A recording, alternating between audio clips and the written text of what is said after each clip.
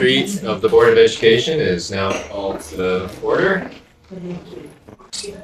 Everything's being streamed, and I'll hand this over to Cindy and Amy. Okay, well, thank you. We're delighted to be back for our last, we'll say for this year's sessions.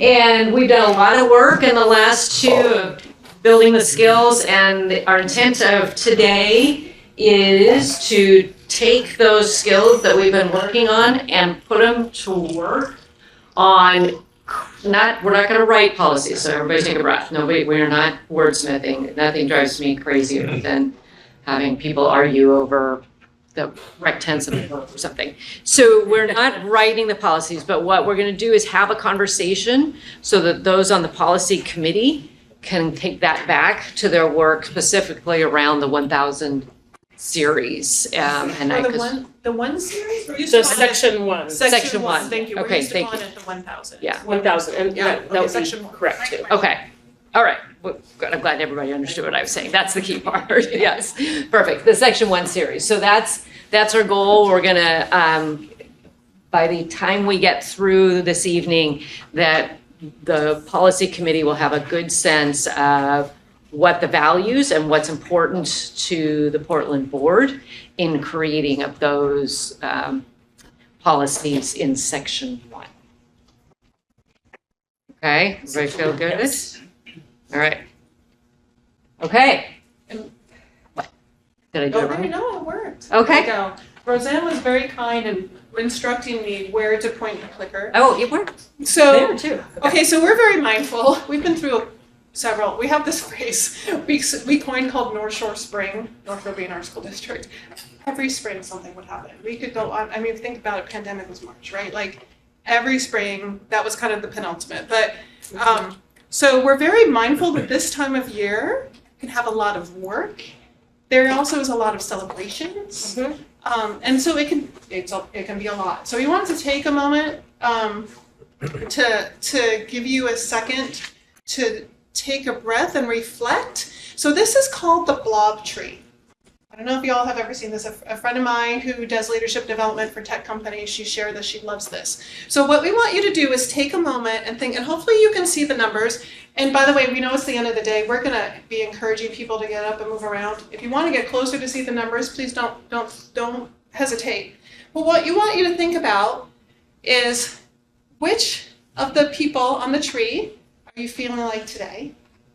And where would you like to get to? We will give you a minute. Student teacher, I observe that you use this. Oh, yeah? Every class. Oh, wow. I've never seen it.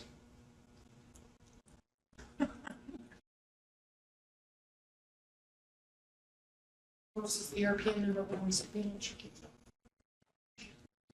Where would you like to get? Where are you today? Where do you want to get to? Mm-hmm.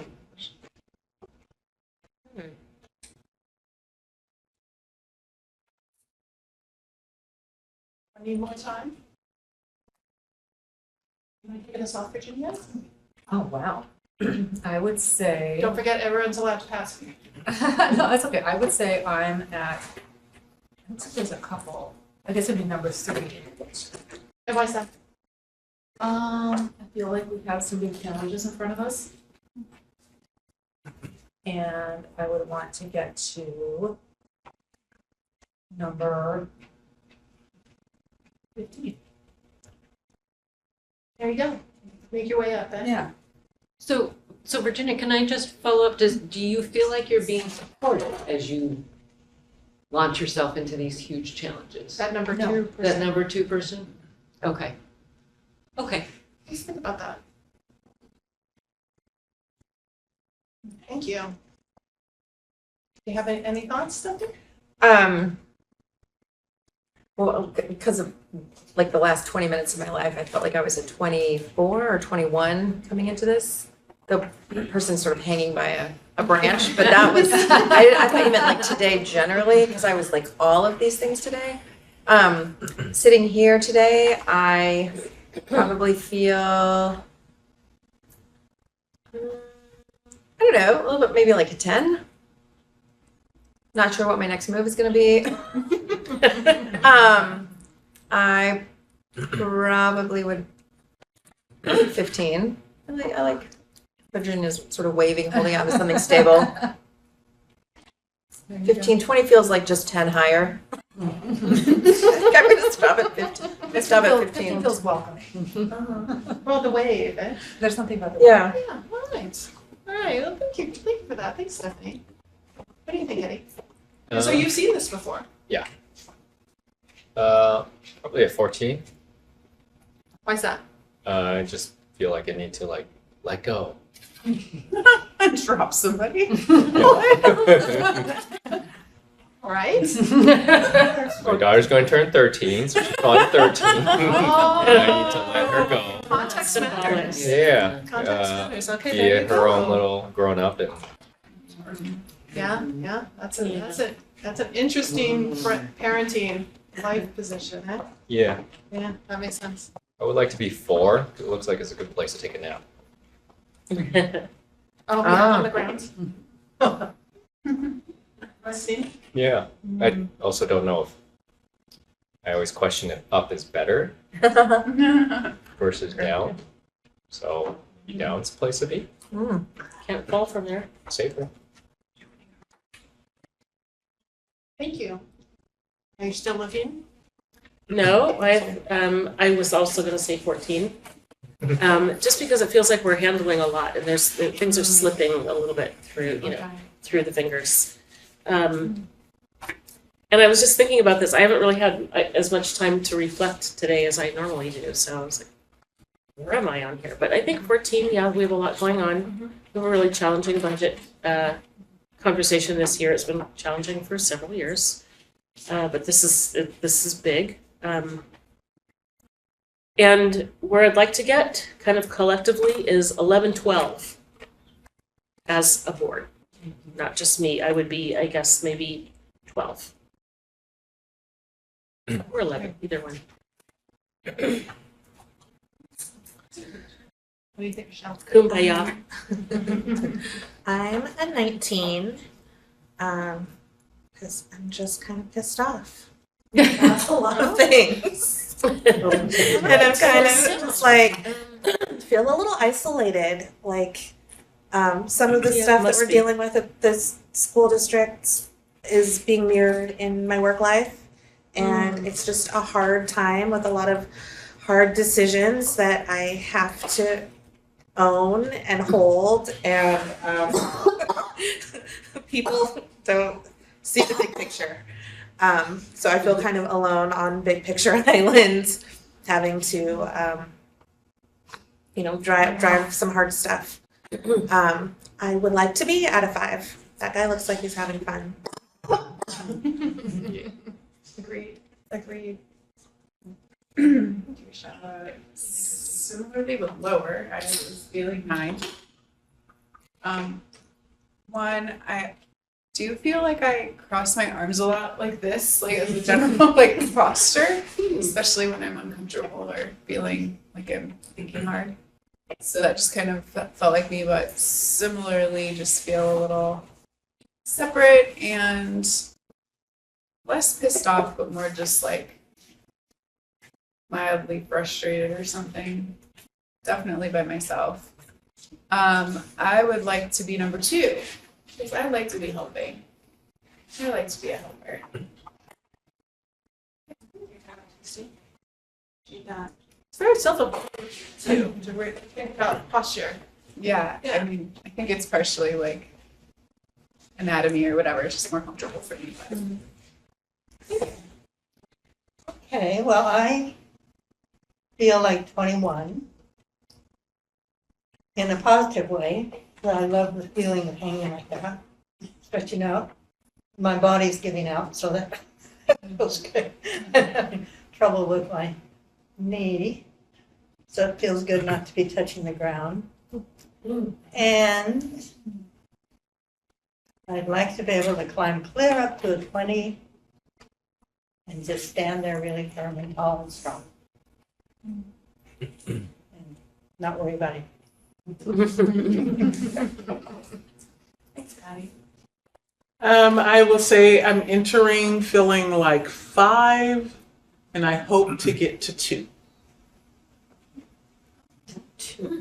Oh, to help. Yeah, I think so. Yeah. Just, I feel like there are a lot of individual mission and vision statements and everyone all over the place. And I don't know if we are all on the same tree. But like I'm like trying to stay attached and hang on and understand. And I'm like, I just want to like see if we can reset and all climb in the same direction. I think our kids are depending on that.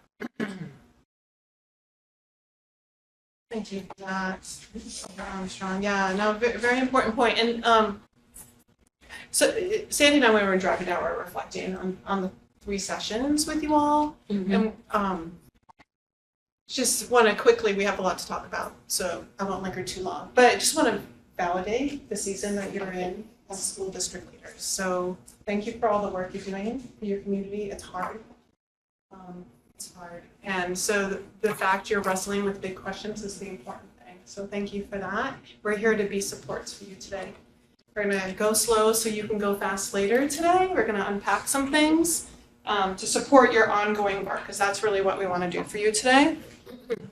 Any questions before we dive in on the agenda? We have not picked a specific time for a break. We're kind of going to find the flow, but we will have a break. We won't go straight through because, again, it's a long day. But anything else before we go? I just heard something on NPR today about moving, the importance of moving every 30 minutes. And I think about some of our long Yeah. board meetings, and that it's like literal health benefits to moving. Yeah, so honestly, So yeah. I'll probably get up because I heard that and I was like, I believe it.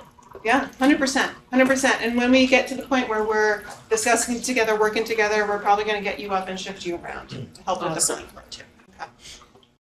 Okay. So again, our conversation scaffolds, you said this before, but we put them in every time. We're working, even though it's the end of the day, we're working on staying engaged, doing all we can to honor this time together.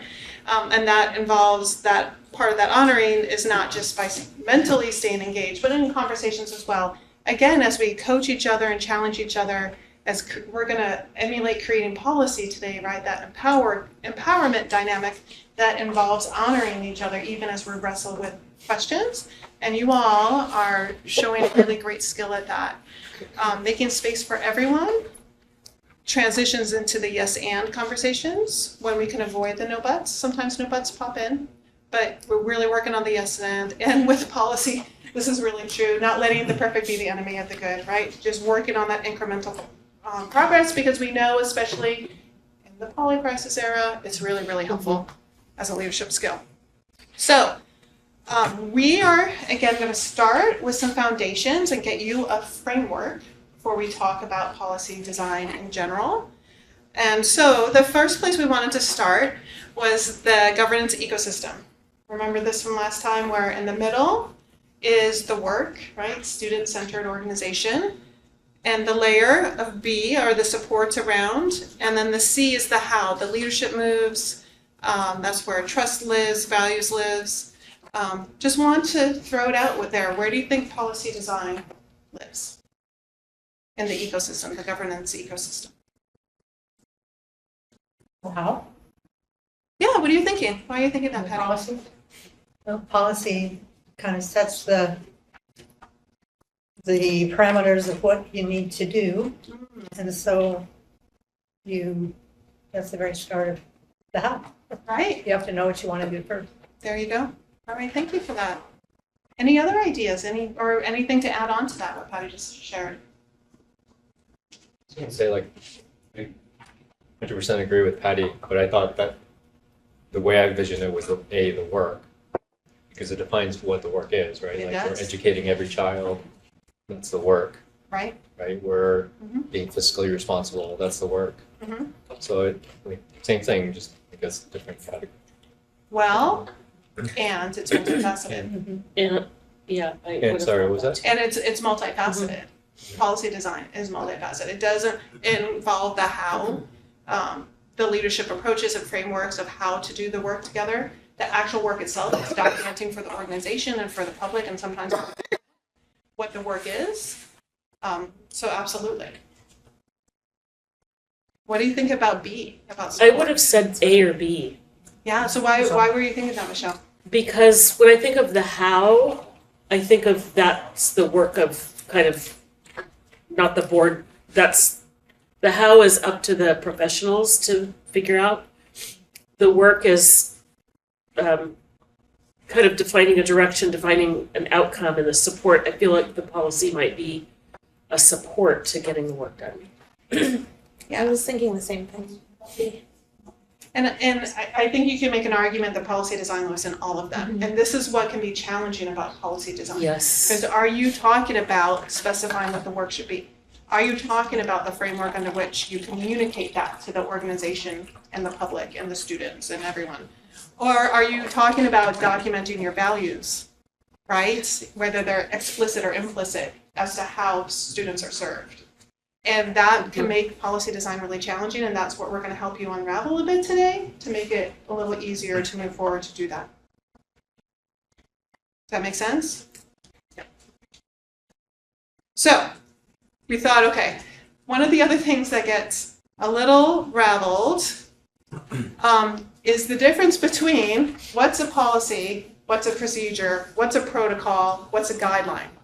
And we found this really great resource. So the University of Wisconsin at Madison, fun fact, a couple years ago redesigned all their policies.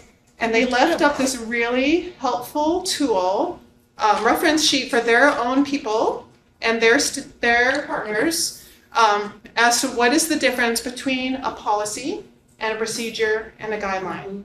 So I'll give you a minute just to review it a little bit. On the back, they provided examples. What we're going to go through the front of it really quick because Sandy and I think they really outlined the differences pretty well because again, this is going to help us as we go into policy design.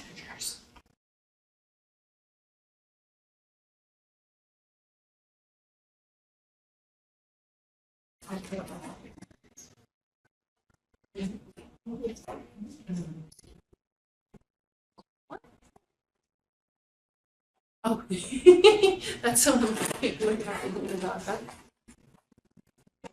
And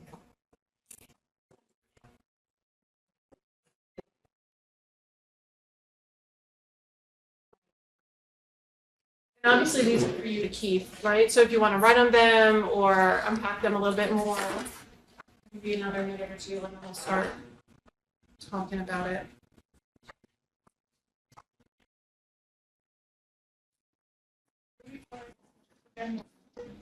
Excuse me? I was just asking somebody, what do we call our procedures again? They're called like directives? Administrative directives. Administrative directives. Okay. That's what we call the procedure.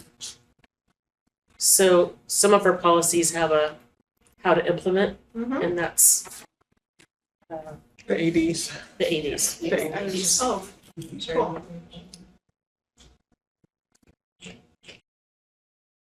All right, and so for our friends at home watching, I'm just going to summarize what this document talks about. So a policy is what establishes the standard, right? So this is the written statements that puts down, I'm again reading this for folks at home, you know, either mandates things to do, maybe prohibits things to do, is system-wide, that widespread application that the document talks about has a system-wide look. It is written in a way that it's very, you know, not often do we wrestle with binaries, but policies are written in a way, they use the term non-negotiable, but, you know, stating and affirming what should or should not happen in pretty clear terms. It's designed to change infrequently, right? So it's very solid and tells what should be done and sometimes what. Okay? Where a procedure or an administrative directive works on implementing that policy. Okay? It's the description of the operational processes that support that policy. And guidelines, these show up in school board work quite a bit. And often in our work, as opposed to what they talk about here at University of Wisconsin-Madison, they can be very verbal in conversation between the school board and the superintendent. So these are general, they're not mandatory recommendations, but as the superintendent is talking about solutions to implement policy and getting feedback from the board, they're not often formal. There are times when the board is giving feedback, right? And that's one reason why we love this space, this document. It puts a space in for that conversation. That's what this school calls a guideline, right? And again, this is why policy design can be tricky, and we wanted to separate out these spaces. So, Protocols, would that go under a guideline? What's the question? Board protocols. we're going to talk about that today. The board proposals are a resolution, so it's not. It's captured in a resolution. Yeah, it's the We resolution. will take a look at them.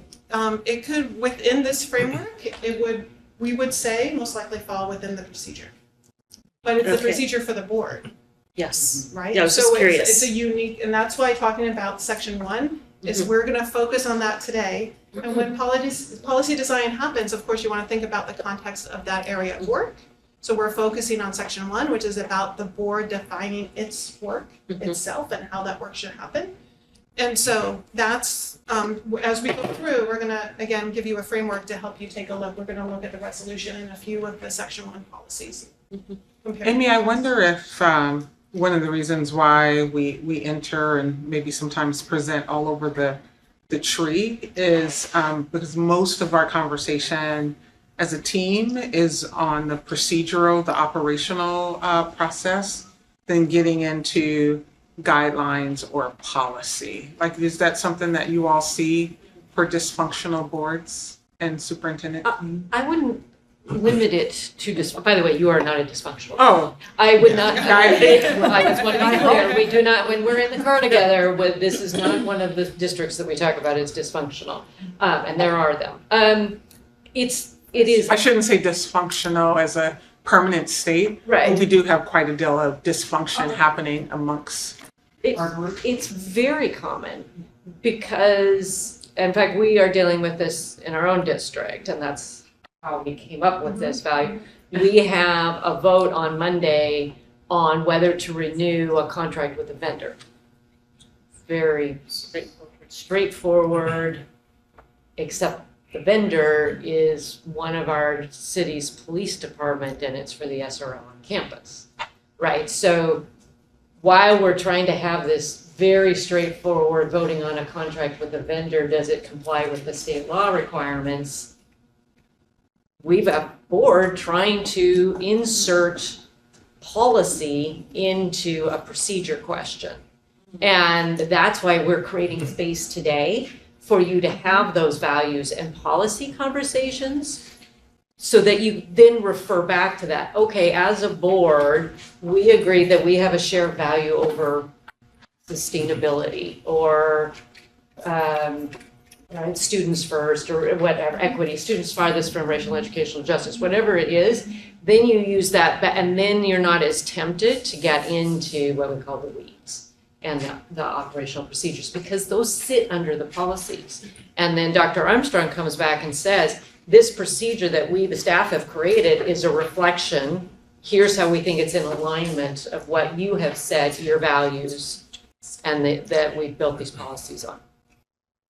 So, and this is what we're going to unpack today, is because there's a tension between the fact that in order for a policy to be effective, it has to be implementable.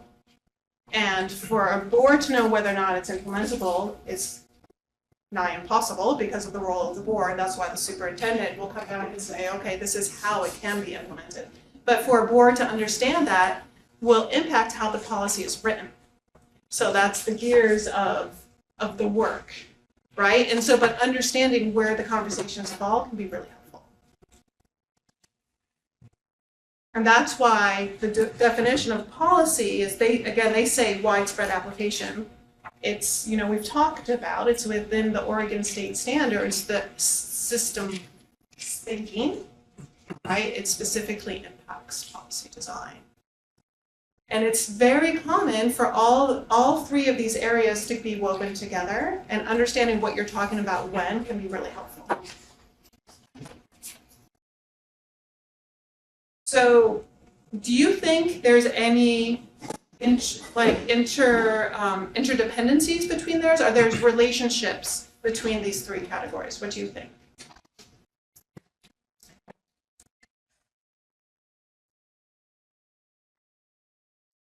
Very good. No, it's all good. If there's any interdependencies, any relationships between these categories? I think It so. seems- Yes. It seems to me certainly a policy has guidelines in it. Yeah, it could very well. Yeah, It might not have all of them. maybe not all, but certainly quite a few. I mean, Absolutely. Yeah. And it guidelines and policies would definitely be in relationship with each other, correct? Which do you think should come first? The policy should come first. Yeah, what do you think? Because the policy is kind of like defining the what, like whatever the thing is, like this is our objective, this is the outcome we're driving towards, this is the intent of this policy, and then the procedure protocol kind of tells you how you do that, but you can't decide how to do it until you know what you're doing. And then the guidelines feel like, you know, like the third layer that comes in afterwards that is dealing with like the things that are situational or specific to different circumstances, or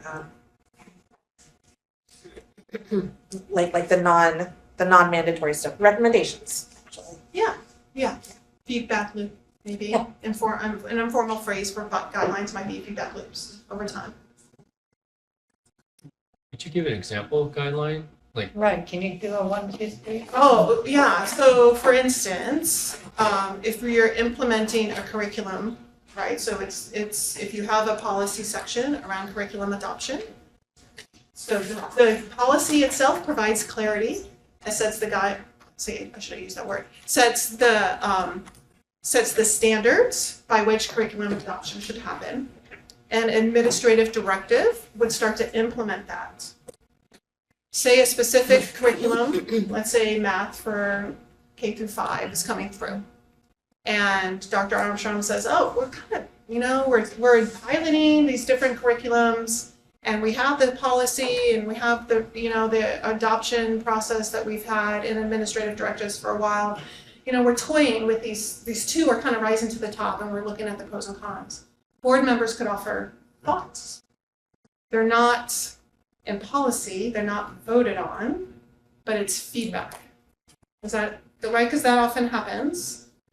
Now, superintendent will get 7 feedback loops. It can be tricky, right? And board members need to know their lane sometimes, saying this is not my role.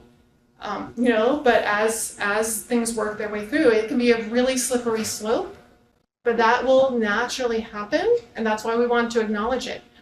What makes it tricky, again, if the superintendent gets 7 different sets of feedback that start to veer into policy making, either by context or by frequency, and things get muddied. The ideal with policy is you want to provide clarity for the organization.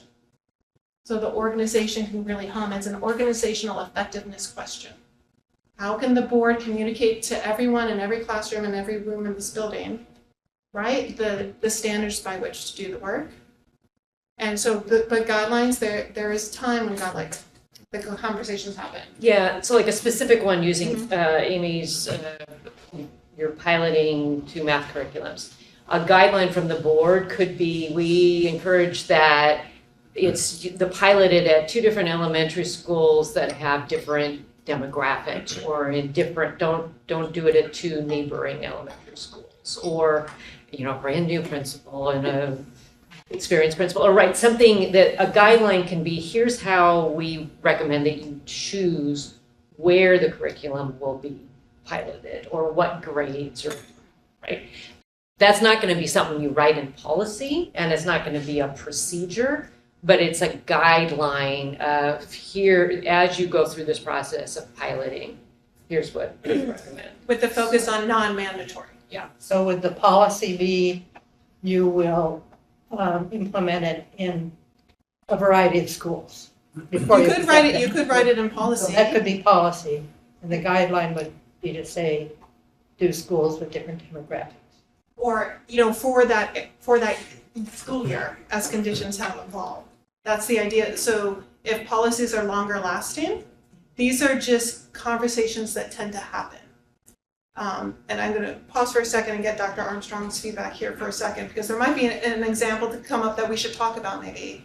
That, where when conversations happen with the board, it can sound like it's an additional layer on top of policy, because that's the board's role to write the standards and policy, where it's actually a non-mandatory recommendation that helps fill in some context for that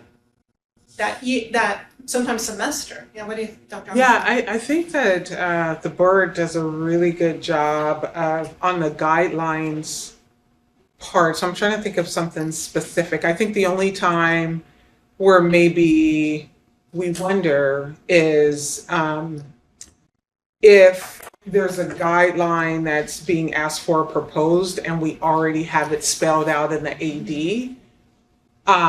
And so then we wonder, is that a request to change the AD or is that going back to policy? But I don't know. I can't think of a time when I had questions on whether, though we haven't specifically named it as here are guidelines, I can't think of a specific time when there was a question or some guidelines that were presented that didn't feel like they were out of. Does that make sense? Yeah, no, that does make sense, and that means the feedback loop was productive. If you go to the backside, let's look at one of the examples that University of Wisconsin gives. So the second example around financial aid programs, where they give the example of the policy language, some of the, either, procedure, administrative directive language, and then a guideline. Oh, okay. You might want to send repeated reminders. That might help. Because that could be because you all in schools might see things to help make the process better, right? And you can provide that feedback. Yeah, Rachel. Is there a place in this framework for guardrails? And if so, how do they interact with guidelines? So help me understand what you mean by guardrails. Well, if the guidelines are general non-mandatory recommendations, I think of guardrails as what's the example we're using? Math. A guardrail might be, we want you to pilot this K through 5, and we don't want you to pilot it in 7th through 9 or something. So getting into the weeds, in the vernacular? Yeah, or we don't care how you do your pilot, but we want to make sure that you're piloting it with these age groups, or that you're only doing it in the spring or whatever. It's like setting a boundary. Yeah. Boundary Yeah, around absolutely. what the Because direction is. one of the guardrails is going to be who are you buying the curriculum for, right? Yeah. So that's going to be an automatic guardrail, it's only for K through 5, so we're not going to pilot it. And then another great guardrail around curriculum adoption is the time frame, right? Are we piloting for a full school year? Are we piloting? And then Dr. Armstrong can talk about, this is when there's state testing and that takes a whole month of our life. So that's not really a great time to be piloting, right? Those are kind of built in guardrails around when is the best time to pilot, when are kids going to be the most receptive to where we're going to get the best evidence and data. I think I can be helpful on this. I think most of this year has been spent, I think the things that we've grappled with the most as a team is on the operational side. So I think the curriculum one is a tough one to engage in because most things, school closures, boundary, right? Bond, high school, contracts, it's all finance, reductions. So I'm wondering if the example that you started with the SRO, that contract, could you give an example out of that? Because I think that might reach a little bit better because that's where we spend most of our talk time.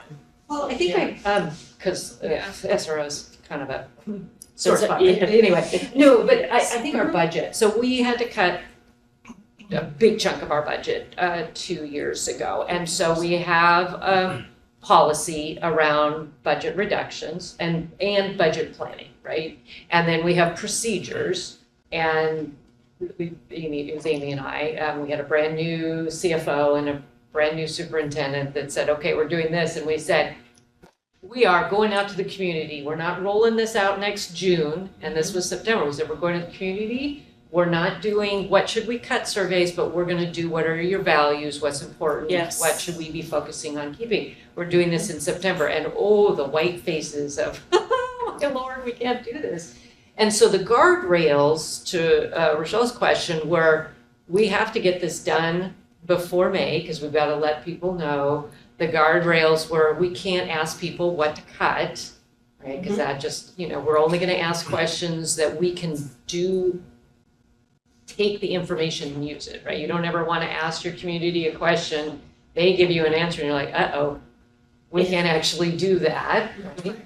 So those were built-in guardrails that were not written out loud, but as we said, this is something, and that's your job as liaisons from the community, is to come in and say, okay, we are going to support you in this work, but here's some things we think you need to do to make sure that this goes smoothly.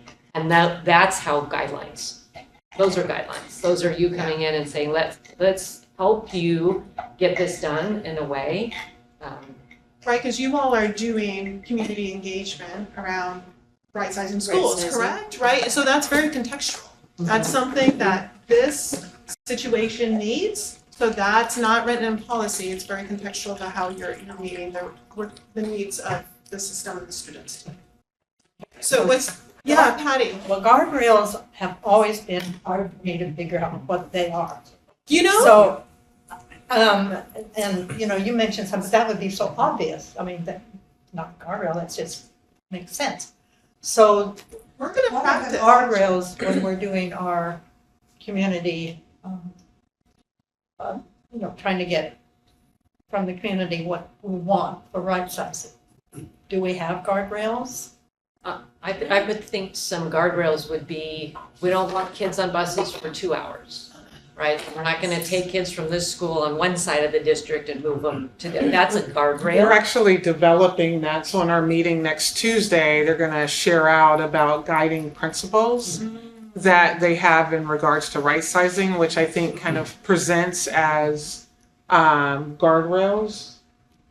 And that's So- a so reflection guiding of your principles. values. Another guardrail would be, we don't want to create a very white school and a very, high minority population school, right? That can be a guardrail that you don't say in policy, but that you reflect to the administration of don't be gerrymandering your schools. We do have a guiding principle just to start with that talks about not creating more harm, not forcing a move on a community that's already had lots of moves.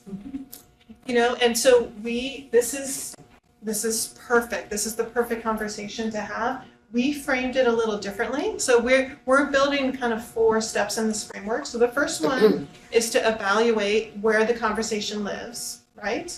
And so we're gonna practice with your actual policies in a sec.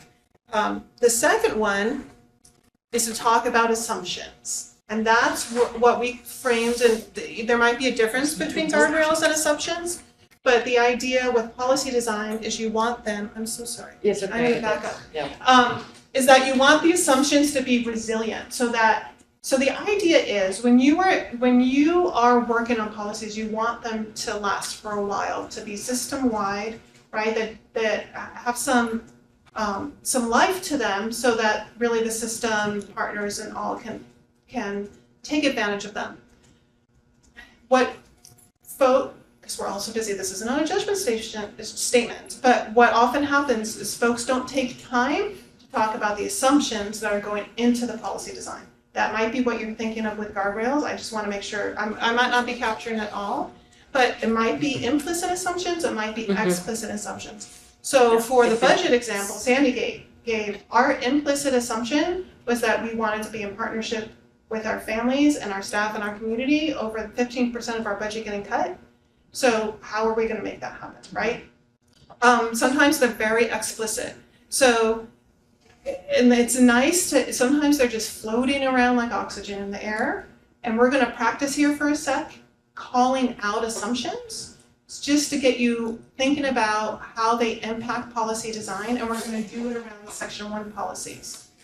Because assumptions will shape how you define problems, right? For us, the budget conversation was not just a financial conversation, it was a problem in making sure our community was walking with us, and we weren't leaving them behind in the conversation.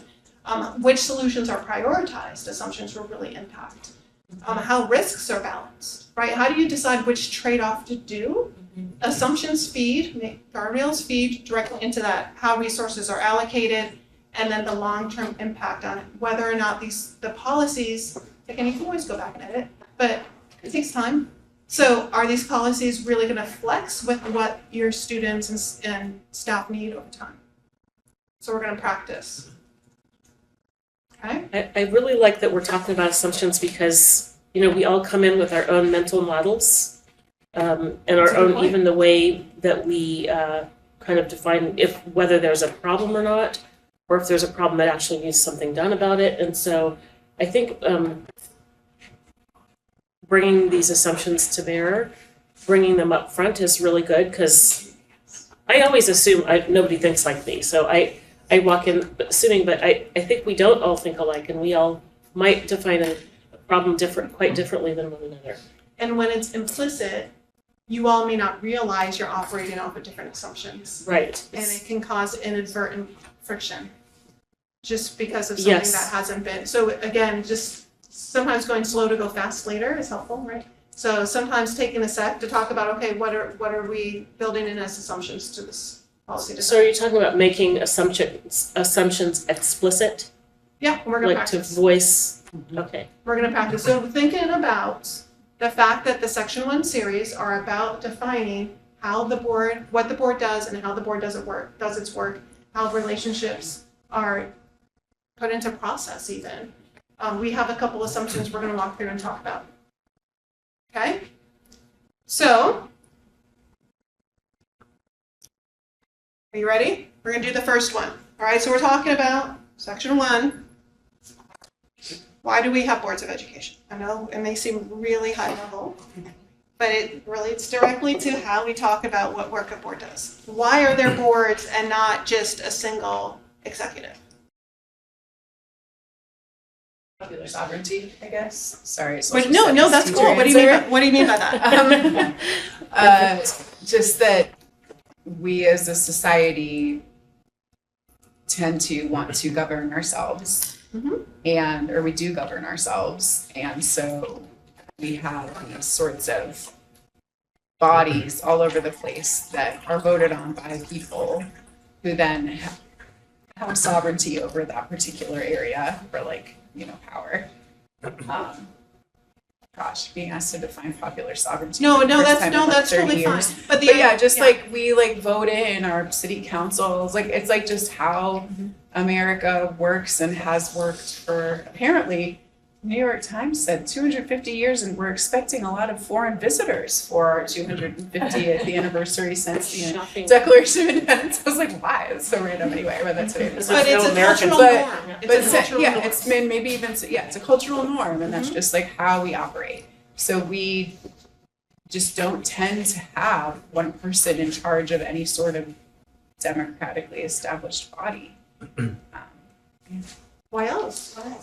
So why education? That's pretty unique. It provides a check on power. It serves as a balance of power. And I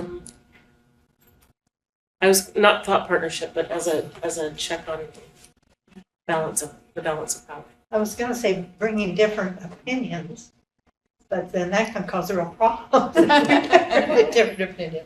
That was sort of feeding to what I think of initially, and that is that we are the public's link to the district. We're the public's link to our public schools. how might the public's links with all the diversity of opinion impact the mission of the district? How does that play into the mission of the district? What do you think? You ask that again? So what do you think, what is the impact of having a board of people, a group of people who have diversity of experience and opinion and education of themselves? Because again, this has been going on 200 years. This system is pretty baked in. What is the impact on educating students of the community? Why do you think it's designed like that, to have multiple people be bridges to the, what do you think the desired outcome is? Representation, I suppose. Representative. Why? I think schools belong to their communities and not any one group or entity, but they're like, you know, they belong to their communities. And so having representatives from those communities to regularly input or create or change policy, I think helps. Then leadership know how to lead a district forward.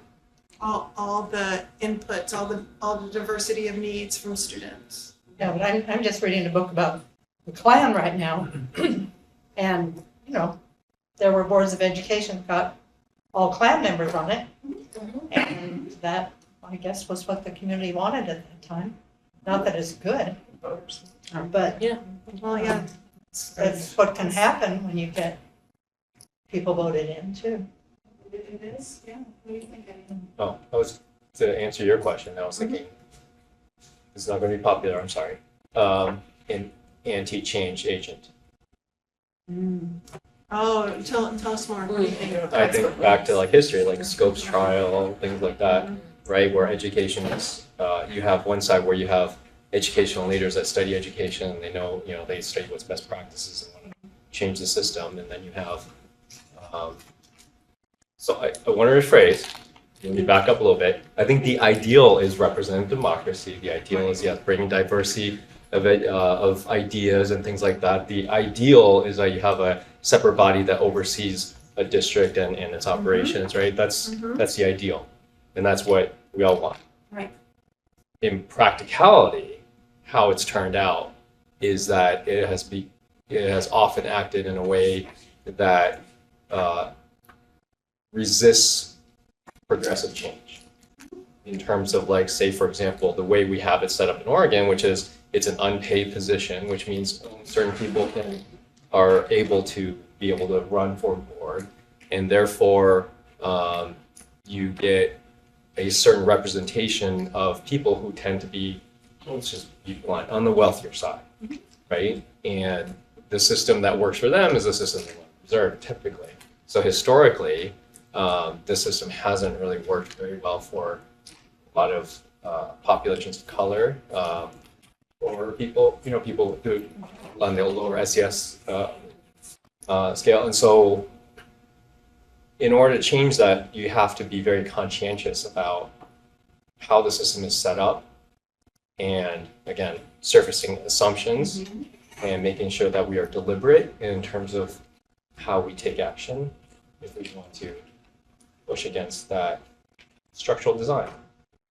And so it's not going to, that's my assumption, and that's not going to be very Well, popular. and you actually, no, it's, and that's, again, diversity of thought.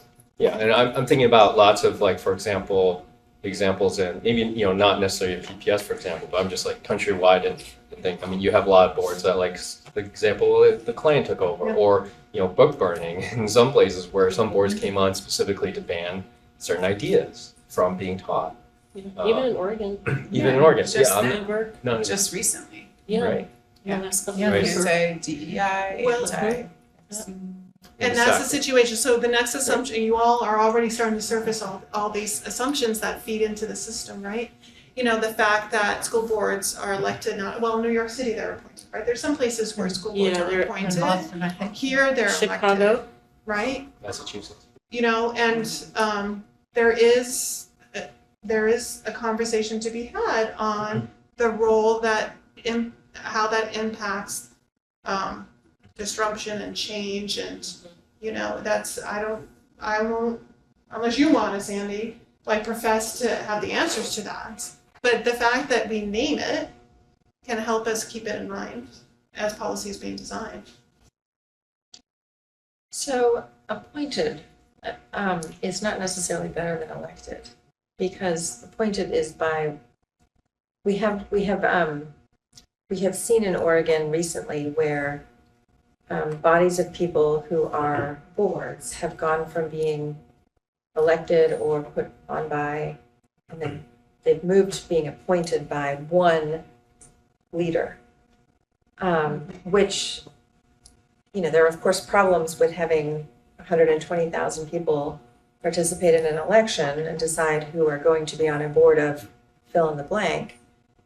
But there are also significant problems, and it is certainly no rose-colored glasses to the idea that one person appoints a board of fill in the blank Yeah. and can also fire said board There's of a, fill in the blank. And we've there's a- seen that in Oregon in the last couple of years. and there's a very contextual example if you want to look up what's happening in Houston right now. Because they were declared failing. The Yeah. state came in and appointed their leadership. Yeah. They're having the school closure conversation. It is very different than how it's transpiring here because they're appointed by the state. Yes. I mean, I guess with appointments, depending on who's doing the appointing, I don't know how it works in other places.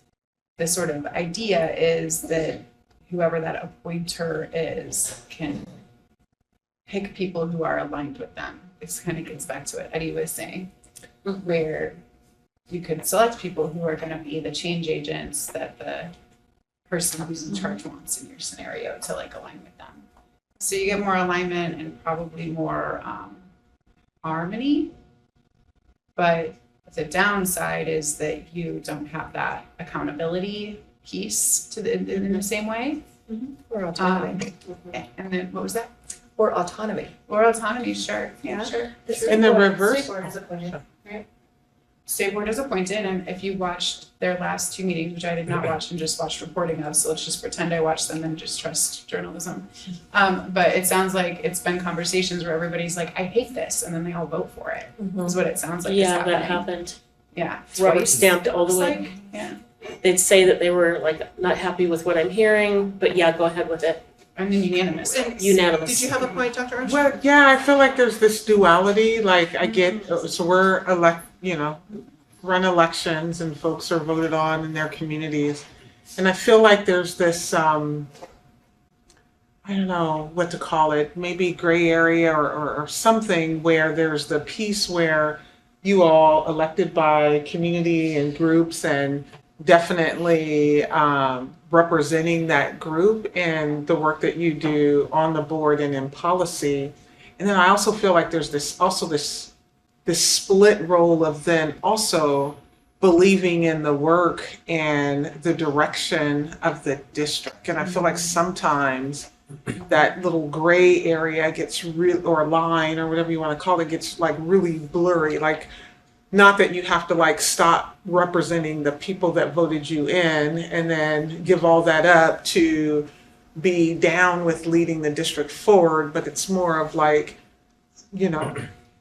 fully clothing yourself in community and helping to move the district forward. Like those two things go together, but I think the way that sometimes they're viewed is that it's either or. Either you're for the district Binary. or you're for the community. Yeah. Can't be for both. And Yeah, I but think, we're elected from the whole community. We're not elected in our System-wide, correct? Yeah. yeah, What you're saying though. I feel yeah, I that. hear I what feel you're that. saying I too. try for that. I'm yeah. always trying for that. I It- do, it- I don't feel that way. Yeah. It's a both tension. and. It's- Like Yes. slides earlier, it's Yeah. both and. Yeah. We are elected citywide, we're not district-wide. We represent zonewide. all PPS students. And once we're on the inside, we also have a kind of dual, balancing act between playing both those roles, both listening to the community and being a liaison and supporting the overarching mission to educate kids in Portland, provide access. It's doing both. Yes, Yeah. yes. It really is. I'm still learning after 7 years, but it is both. There is a duality there. That's true. And something that Sandy and I thought about, another assumption is when elected, what qualifications are looked for in a board. If you think about the fire commissioner, right, compared to a school board member, what types of qualifications are expected in school boards? We did try to change that in Oregon. COSA tried to change this a couple of years ago. Do you remember? Anybody? Where you had to be qualified to serve as a school board member, to run as a school board. I feel like there should just be two from the community and believe and be unapologetic about the advancement of a school district. I think it's problematic when there's only one of those. So let's dig into this a little bit more, because when you think about when you vote for a judge or for a firefighter, and it's not an explicit policy, but when you are reading their statement in the voter statement, you're looking, are they a lawyer? If I'm going to vote for a judge, I'm going to be a little squishy on electing someone to be a judge who isn't a lawyer. Fire commissioner. If they've been a firefighter, I'm not. Does that happen with school boards? Do you go through and go like, oh, are they a teacher? Have they taught? I think it's an interesting question, but I have to just share because when I got appointed and then I ran against somebody who is lovely, and whenever I was in a room with him, just as smart as me, etc. But I had teaching experience and had kids in the schools, had lived here significantly longer, and had experience working in politics. And in every way, he matched me as far as in a lot of ways, but the experience clearly mattered because I got all the endorsements and won by quite a large margin. Sorry, Ken. But really nice guy, but the experience clearly mattered to the limited number of people who vote in school board elections and who are kingmakers, if you will, in those decisions. That the people who had the endorsement voices, were they really wanted to see that, and then it kind of played out that way. I think there was the conversation around that person, just in community was why? Yeah. It was hard to understand what his motivation was, because he didn't have a background in education and he didn't have kids in the schools, and it was hard to see the through. And he didn't have anything that he was I have this really amazing skill that I'm going to be able to bring to the school board and it's going to accomplish this or whatever. So let's think. But I guess what I was getting at is it's not are you a lawyer? It's more can you show a commitment or an understanding or that you're part of this. And it didn't matter about your education level or how smart you were, your ideas. It was just that connection has That's to be the implicit assumption of what, right, Yeah. is sought as a qualification for school board. Right? And so we're surfacing that, right? Yes. That's an implicit assumption that we all make of, okay, why is this person running for this office? Oh, they don't have kids in the schools? So the link to schools matter, having background and related Education. experience matter, Or to the community, right? right? Have they lived Which I how still long have think they? falls in the two categories, but because I think that the more you see someone that's connected or have a history in education, you have this belief or this assumption that they're going to be 10 toes down for the mission and vision and success of that district, right? Yeah. And So, for sure, what do you think? I mean, it's all soft. It's all very soft, right? Because we don't know, and it's also kind of the luck of the draw, right? For example, I ran unopposed. I heard through the grapevine that a few people dropped out because they thought I was highly qualified, having been working in the district and all these things. Sorry. So I mean that's just what I heard, but I don't know for sure, right? And right, school board elections typically are consistently one of the lowest voter turnout elections. So is it real democracy if only a small percentage of people who are voting in the school? Like, Under I'm kind of going 20%. back to the appointed thing, because I know in some states what happens is like the state representatives select the criteria for the appointments. And then there's a state board of education that using that criteria select the appointment. And more people vote in state representative elections than they do in school board elections. So therefore, you could technically say that that's even more democratic. I'm sorry, I'm kind of throwing a Well, wrench because in that there. goes into the next assumption, because, you know, a lot of elected positions, there is an assumption whether or not this concept are any elected official, or let's talk school boards, are they elected to be direct representatives or to be trustees?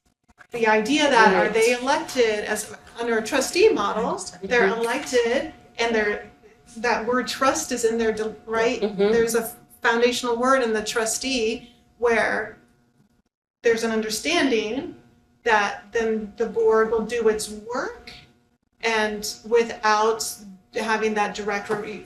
Sandy's the lawyer, she can explain this better than I, but do you understand the difference between the idea, this is very, it goes back to the founding fathers, like, do we have the Senate versus the House of Representatives? Do you have a smaller group that is a trustee model that has been entrusted to make all these complex decisions? Or do you have a House of Representatives that is elected every 2 years and so has a very close tie and is a direct representative of their.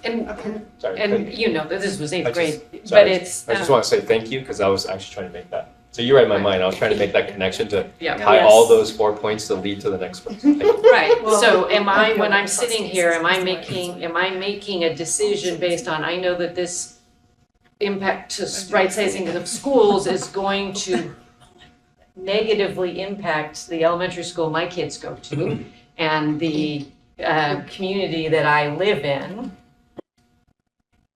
And so that's how I need to vote and that's how I need to voice my thoughts. Or am I, and so I'm a direct representative, or am I a trustee? Am I looking at the whole, and there's not a right or wrong here, and it's, a lot of times it's, you're kind of jumping back and forth and blending, but we're earthing those implicit assumptions as you come into this work. Am I doing the work of what's best for all 50,000 students in the Portland School District? I wonder if you might be willing to indulge this idea, but I'd be curious if each of us could say what we think. Well, and Virginia's been waiting for a Oh, I turn didn't know, to sorry. chip in too, yeah. Oh, So I was didn't re- know. I was bringing back this. Oh, thank you, I didn't. Yeah. I believe that we are trustees because we are chosen by voters and we are accountable to the public and we're expected to listen to their concerns. And we're not advocacy coalitions. We are governing a public institution and we have to consider the entire community, not just parts of it. Can I just ask for a clarification? Because again, sorry, civics teacher, I'm sorry. But like generally this direct representatives or trustees to me means a little bit less myopic than your own school, your own community, because we are district wide.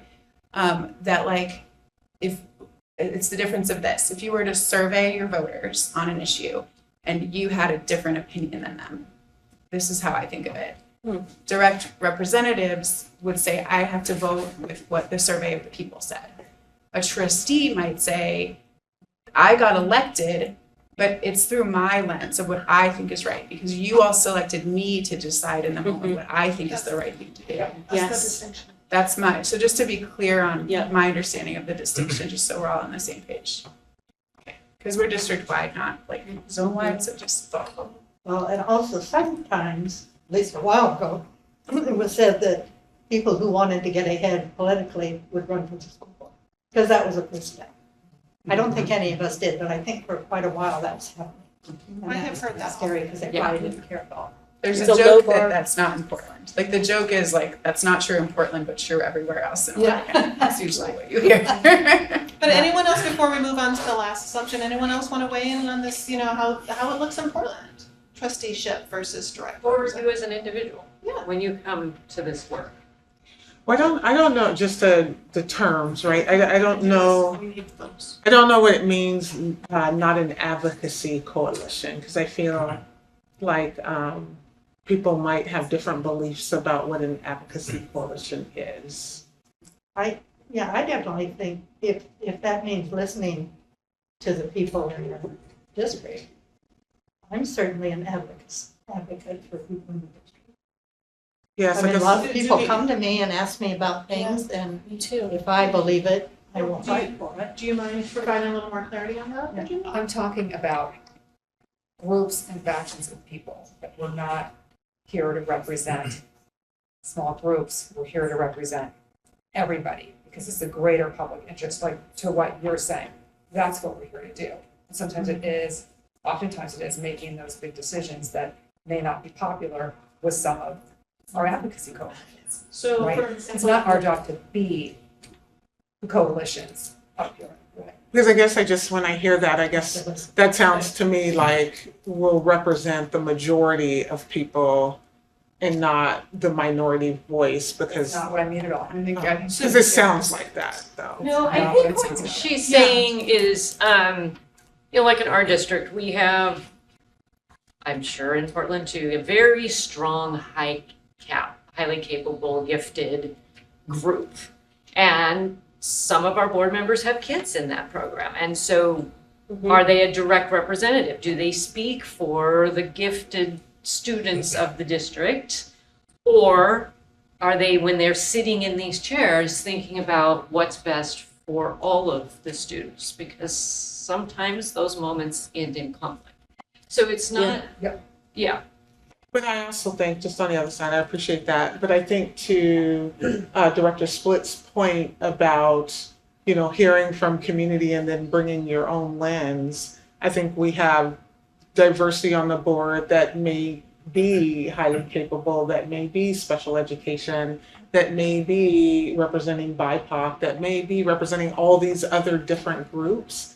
And so I guess I just wonder, I think it's important to have that lens, and then if we racialize it, one of the ways in which we've gotten entangled as a board is that when we racialize things, it goes really bad, really quickly.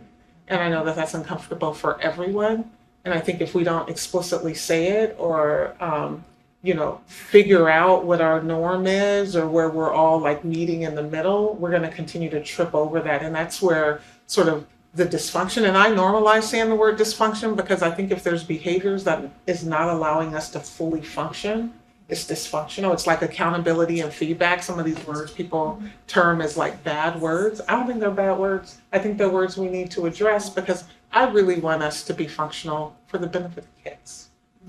So an example, I was working with a school district to this, and we surfaced an implicit assumption that in some areas they were direct representatives, in that there was one person of color on the board, and even though it was a minority-majority district, the belief of all of the board was that one person of color was responsible for connecting with all of the communities of color in the district, right? And so that's kind of where that can be problematic when we get into that direct representatives and we want to surface that. I unfortunately could not get the other non-board members of color to be like, oh, I also represent those communities and I need to get out and hear what they have to say. But that's that surfacing that, because there's times where it is a good thing to be a representative of your community and bring forward that voice of, hey, there's some things that are really not going great with the kids on 504 plans. We're really struggling to get those enforced. That's great. So is that not an advocacy coalition by your definition? That's a representative of, hey, I'm raising awareness that this may be going on. In my district, I just raised awareness, so we have a policy around you have to prove that you live in the district in order to enroll in our schools. Okay, that's a very simplistic policy, right? Very straightforward. And the procedure is you have to bring in either your mortgage, a bill, or the lease. Well, we have a trailer park community that doesn't do leases. Or what if they're homeless? Right, and so exactly. well, then that's McKinney-Vento. There's a program, There's a program for that. But we have a trailer park. And so I raised awareness to our superintendent of, hey, I'm not advocating. I'm pointing out we've got a problem with our procedure because we can't get these kids enrolled in school because they don't have a lease and that's, right. So those are roles as direct representatives of coming in and in my community, this is as I was trying to buy my milk and to put it back in the refrigerator, I've been made aware of a situation, and that's because it's a dual role. I just don't It's- see where advocacy is a bad word, I guess is the It's only not a thing bad I'm word saying. at all. We're talking about governance, we're talking about the board, and what our role is to balance all the obligations. So, I mean, when I ran, we're talking about our campaigns, all I talked about was being an advocate for kids and being a parent advocate. That's constantly what I talked about.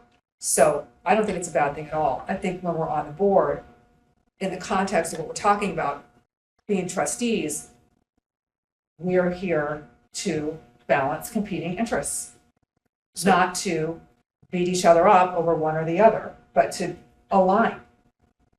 If I can help, I'm hearing a lot of similarities. Sometimes instead of advocacy coalition, I hear this termed as the single issue board member.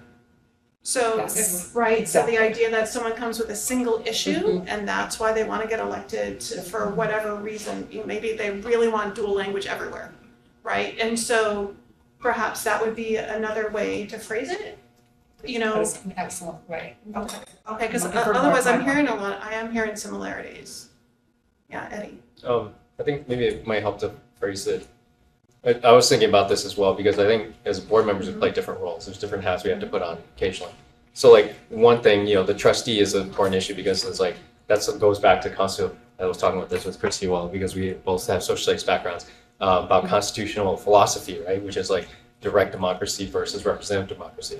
We have representative that works, not direct, because you get elected, you learn about how the whole system works, and therefore you can make decisions while still like holding up front the community's priorities versus direct democracy. Not everyone who goes to local school here or there, ABC, knows exactly the whole picture. It may make decisions that could actually make things worse. So, but I think maybe framing it in different hats may help. Like for example, when we are voting on the budget, when we are debating policy and passing policy and making decisions, we should be acting like trustees, right? Like what we talk about here, not necessarily like advocacy coalitions or things like that. However, the other hats that we also wear is like, hey, we do have policies. Is the district following the policy?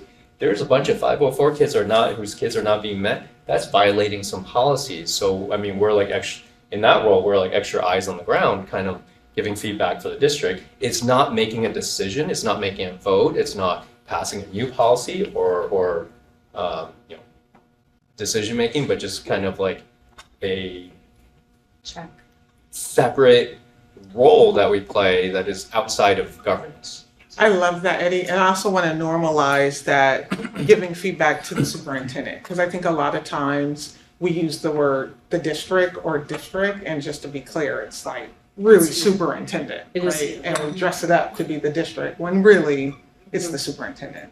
So I just think the more we normalize who we're giving feedback to or what we're asking or questioning isn't the district, but it's the superintendent, which is, I think, fair for the example you gave. So, great conversation, by the way. Great conversation. Really important, right? Really multi-layered. So this is why we put up this final assumption. What role do values play in the school board's work? I read your mind. No, that's good. I think I led into that no, again. you were helping me with the segues today so much, Eddie. Right. You really are. But what do you think? Huge, paramount. How explicit are they stated? Our collective values. I would hope that we would have an opportunity to kind of define what those are. Yeah, we have Because I think we haven't done that, and I think it'd be really important. That's to say that we all have different values, and we all bring those into the room. Sometimes, when you're making a hard decision, what you have to fall back on are your own values. And I think it'd be helpful for us to kind of talk about Yeah, that helps us develop a North Star too. If what we value is access for all kids to quality education, then everything we do supports that. We're not choosing the color of the windowsills. We're actually providing, access to high quality education for the kids. Yeah. Everything leads to that based on what we value. Virginia. So we brought this up for months about doing work around what our values are. Are we doing that today? Because, okay, good, because that's been one of my frustrations as we've talked about it, because you're saying that we have different values, but I don't even know if we have different values because we haven't done that work together. So. Yeah, we don't know. Yeah. We're gonna work on it. Yeah, Christy. I guess one thing I just wanted to say is, I also think like getting to a place where we talk about our shared values and also develop an understanding of where they differ and talk about how that works. I think back to, I don't know, that meeting that was out in past Woodlawn. Where was that? Concordia? Where is that? OUO now. Yeah. Okay. We were there. Concordia. When we were there, when we were in that meeting, like you and I had a differing value around harmony, where you were like, that's not a value that I share, but like it's really important to me. So I want, when we have that conversation, I hope there's space for us to talk about like how we can like navigate those differences a little bit, or like think about how there might be like some sort of in the Venn diagram way to make it so that we can have those differing values around work style or whatever, but not have it be like a problem going forward.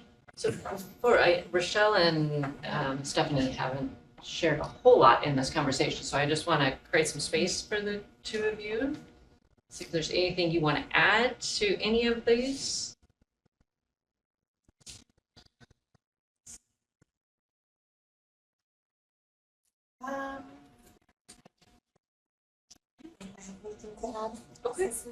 Okay, that's fair. I guess the only thing I'll say going all the way back to 3 is I would worry about a board that decides what qualifications are expected to be on that board, instead of letting the voters decide what they want to have on a board.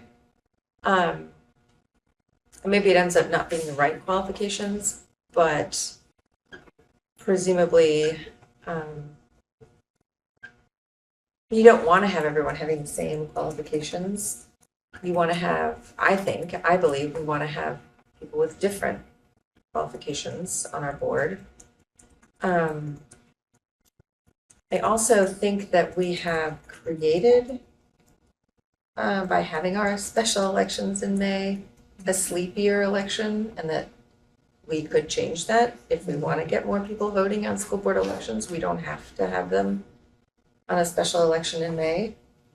We could have them when governor's being decided in Oregon, when hundreds of thousands of people more are considering voting. It would be much, much harder on candidates, I think. But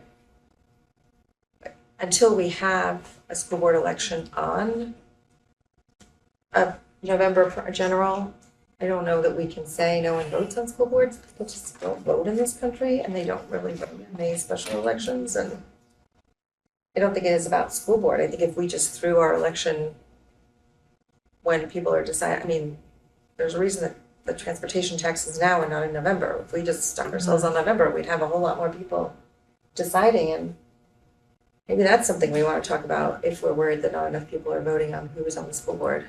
The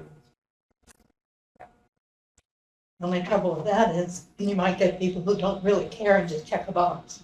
Well, If it's a special board election, people might. It could be something to caring. talk about, yeah, pros and cons probably. Yeah, we'd be worth looking into what other state, so is Portland an anomaly in Oregon, or is Oregon an anomaly within the country? Because most school boards are elected in November. In general? One of the Is it a primary and a general, or just a? Even numbered year. Yeah, we Deborah, are, what is we're it? odd number years, so we're off years. So Our November odd numbered year election is even deader than our The May, May. because the only thing that's going on is the school board election. Okay, so You we don't- do And November, bonds. odd number Yeah, years, like the city school board is councils, separate. school board, county councils. But then you have runoff after. They don't get.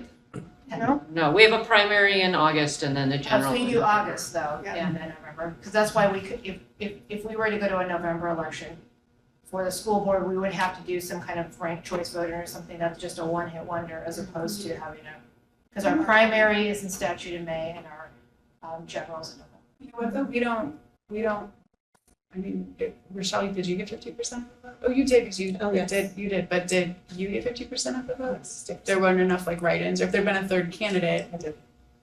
But like, point We is, had like, pretty high we don't turnout. have like, So it's maybe Yeah. we'll winner put takes this in a- all. and Winner We takes might put all. this in a part. This is a Yeah. pretty big question. You probably want to do a little research on Yeah, this. see So what other we- states it's one It's a do. pretty big They probably question. don't want us talking about this, but Yeah. I do Well- think it's not 50% plus one. I think it's winner. And- That's what I was trying to get at. I'm just curious, does Portland have the authority to change when you have your elections? Oh, I wasn't No, suggesting we we don't. do it, I was just saying, No, like, I'm just curious, I don't it's think we get to say no one votes on school boards, which is the problem, when we've planted ourselves on a sleepy election. We don't know if anyone will vote on a school board. Okay. It's in a, actually, it's Yeah, in we're their policy. curious, but Yeah. yeah. Yeah, So well, one we'll of the- look into that and see if Think that's about even it. something you get to change. One Well- of the original reasons why it was put on May was because it was so expensive to run a campaign in November. So that was part of the, if It's I remember expensive in May, historically, too. that was Yeah. one of the techniques to try to increase accessibility, was putting it in May. But the definition of when and where is actually in our policy, so I wonder, maybe use the base of our policy. What were you gonna say, Virginia? I was just gonna say, I sit here and I look around at the makeup of this board, I would, somebody's for 20 years now, and I'd say we represent a really wide swath of Portland. I would say as a collectively, we're pretty representative of the city. So I feel like, when we can get aligned, like, we'd be pretty powerful. I feel like that's not true. Really? I mean, I can see why you say that, but I think there's a lot of the city that a lot of the city never sees. And those are people who are not on this board. And also, we don't hear from here, the public. They don't, like, the people in my zone don't come to our school board meetings. So, Well, really, the And- percent that come to school board meetings is pretty small. yeah, Yeah. but I guess what I'm saying is there are voices that we don't hear from, that don't, for some reason, This can't. is a challenge for a lot of schools. Yeah, it is. And A lot of schools. I think we are an anomaly because Yeah. traditionally our EPS school boards has been very Homogeneous. homogenous.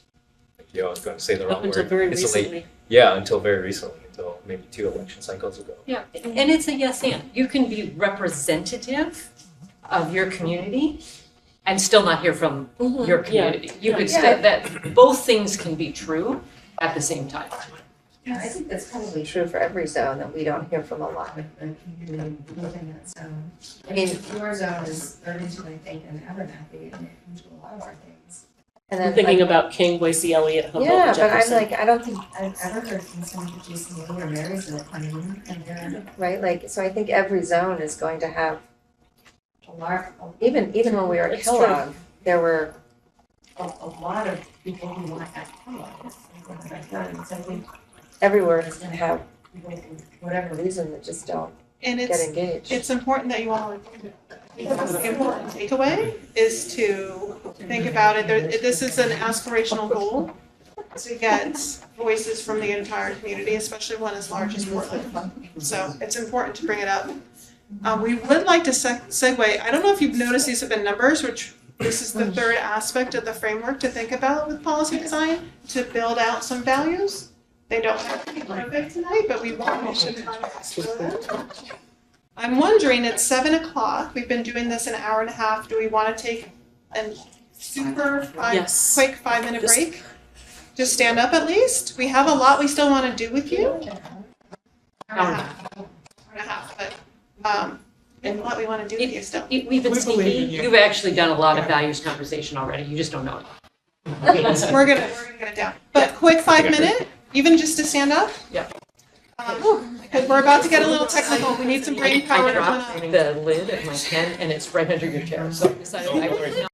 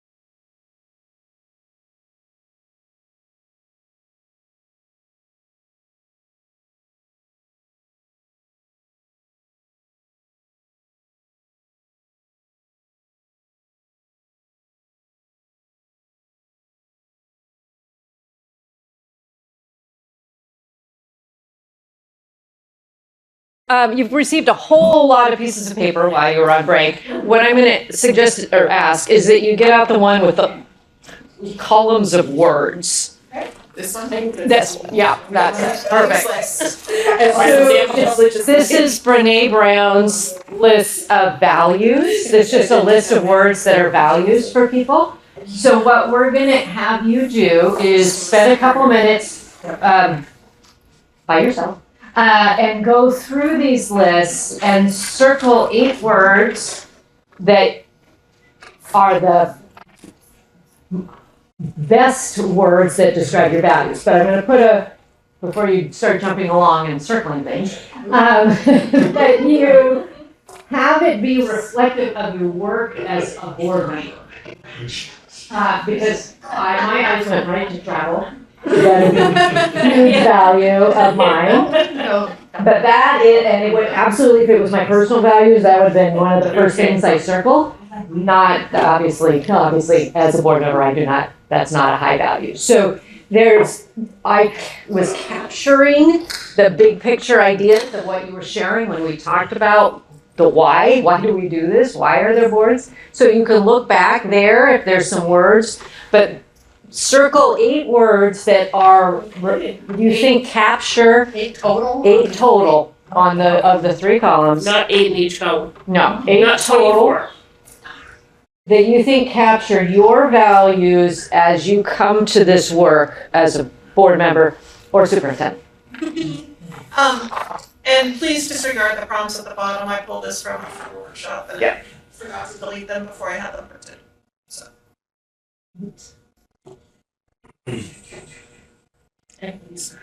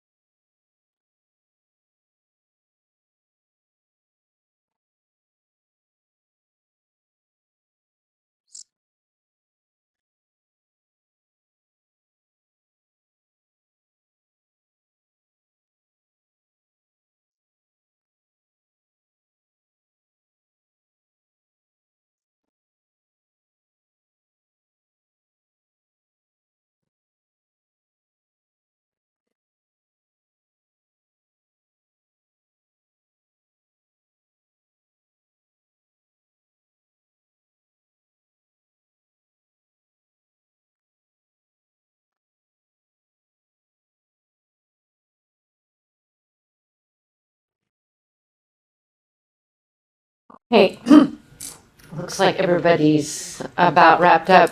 So what I'm going to do is I'm going to start with Patty, and I want you to pick one. It can be the first one alphabetically. It could be the one that spoke to you the loudest, but just share one value that you circled. Responsibility. Okay. Did anybody else circle responsibility? Just it. There you go.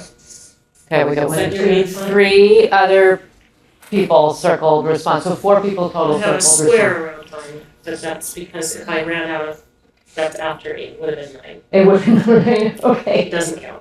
All right. Wow, orange does not show up at all. It does not, okay, forget orange.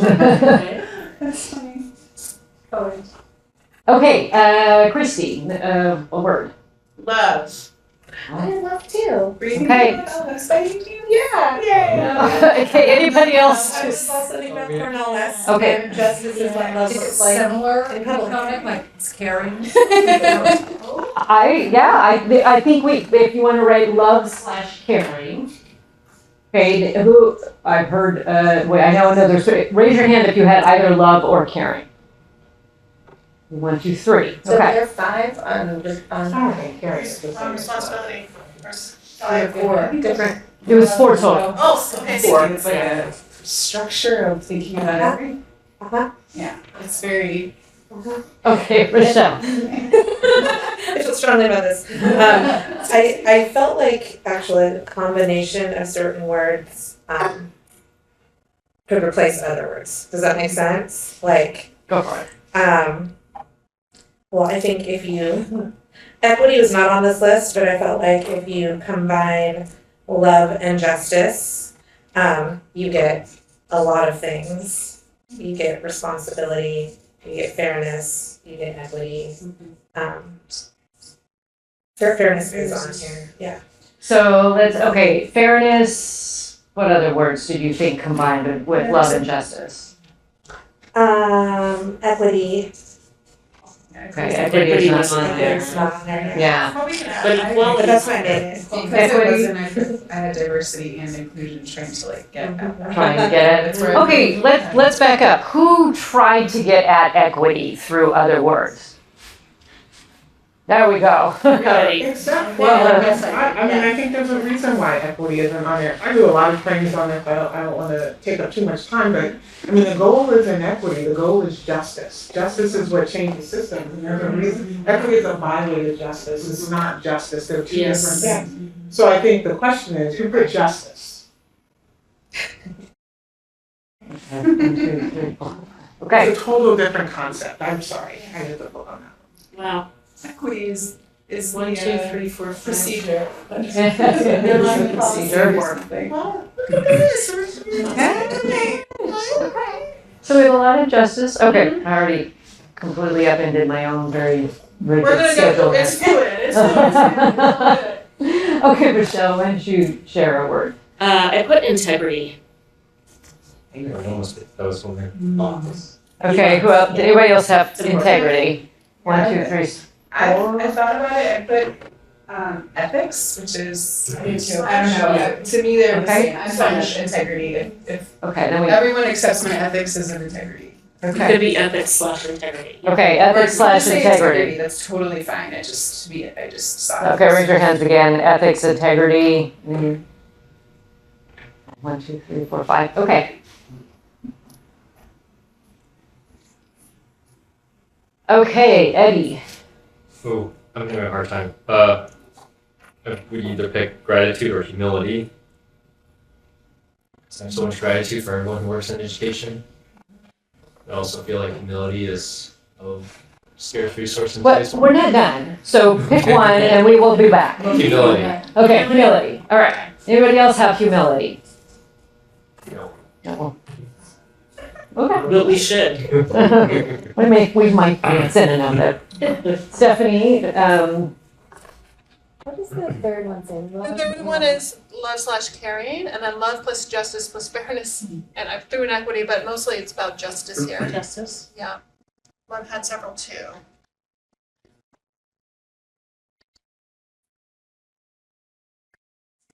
So We're kind of doing synonyms too. Well, what, people are popping out with synonyms. So just pick a. I'm a rule follower, Just do so your- Me too. do we get to create words or go off the very studious with it. I know. No, it's not that, it's just that I think like, I mean, I could find a synonym on my circled ones for everything that's up there. What do you have that hasn't come up yet that you feel strongly about? Is that a fair facilitation? That Well, I is mean, like, perfect. I mean, community, but I think that's up there. I mean. No, I don't think, we haven't. Right, Let's do community. community. Okay, who else has community? 1, 2, Oh, 3, no. 4 people have community. Okay. Virginia, Accountability. accountability. Who else has accountability?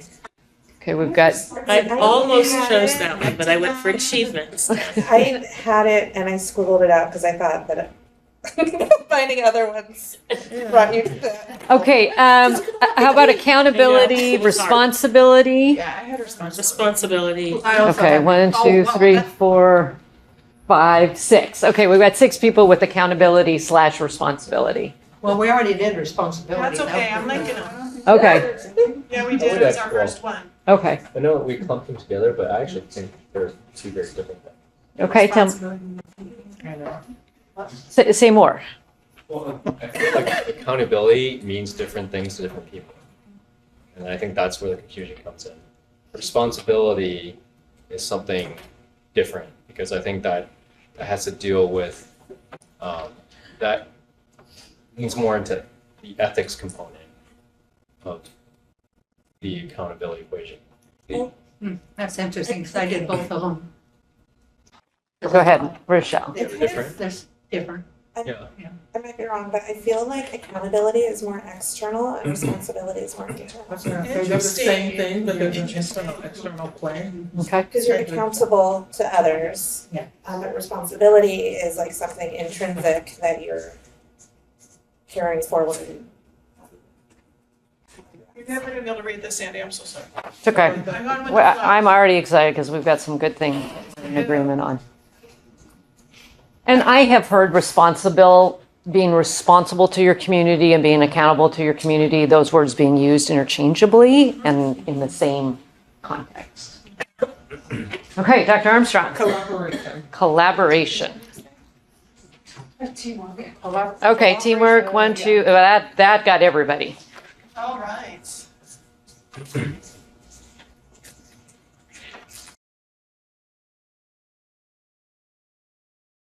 Okay, Patty, what words are not up here?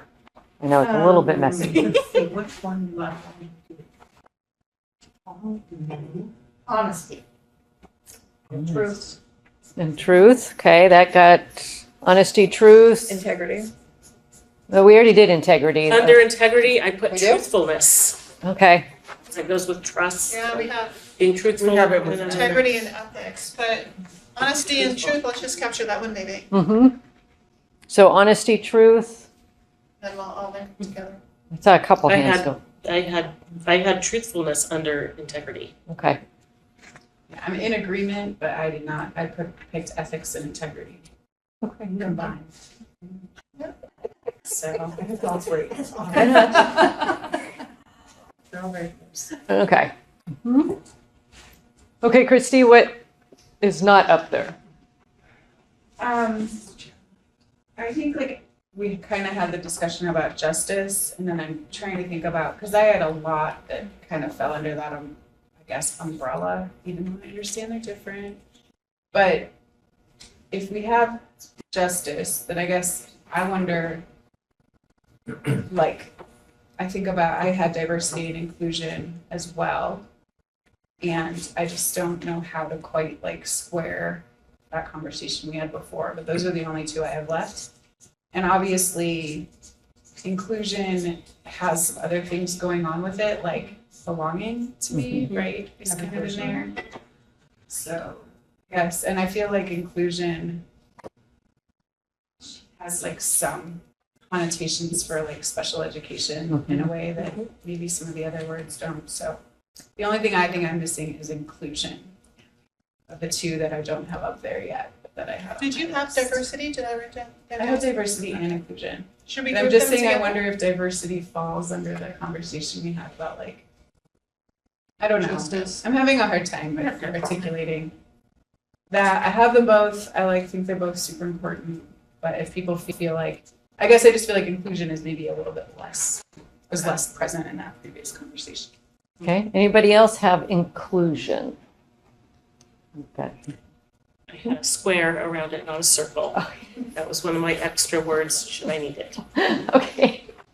Okay, somebody said, let's go for 10 words. Mhm. 12. I have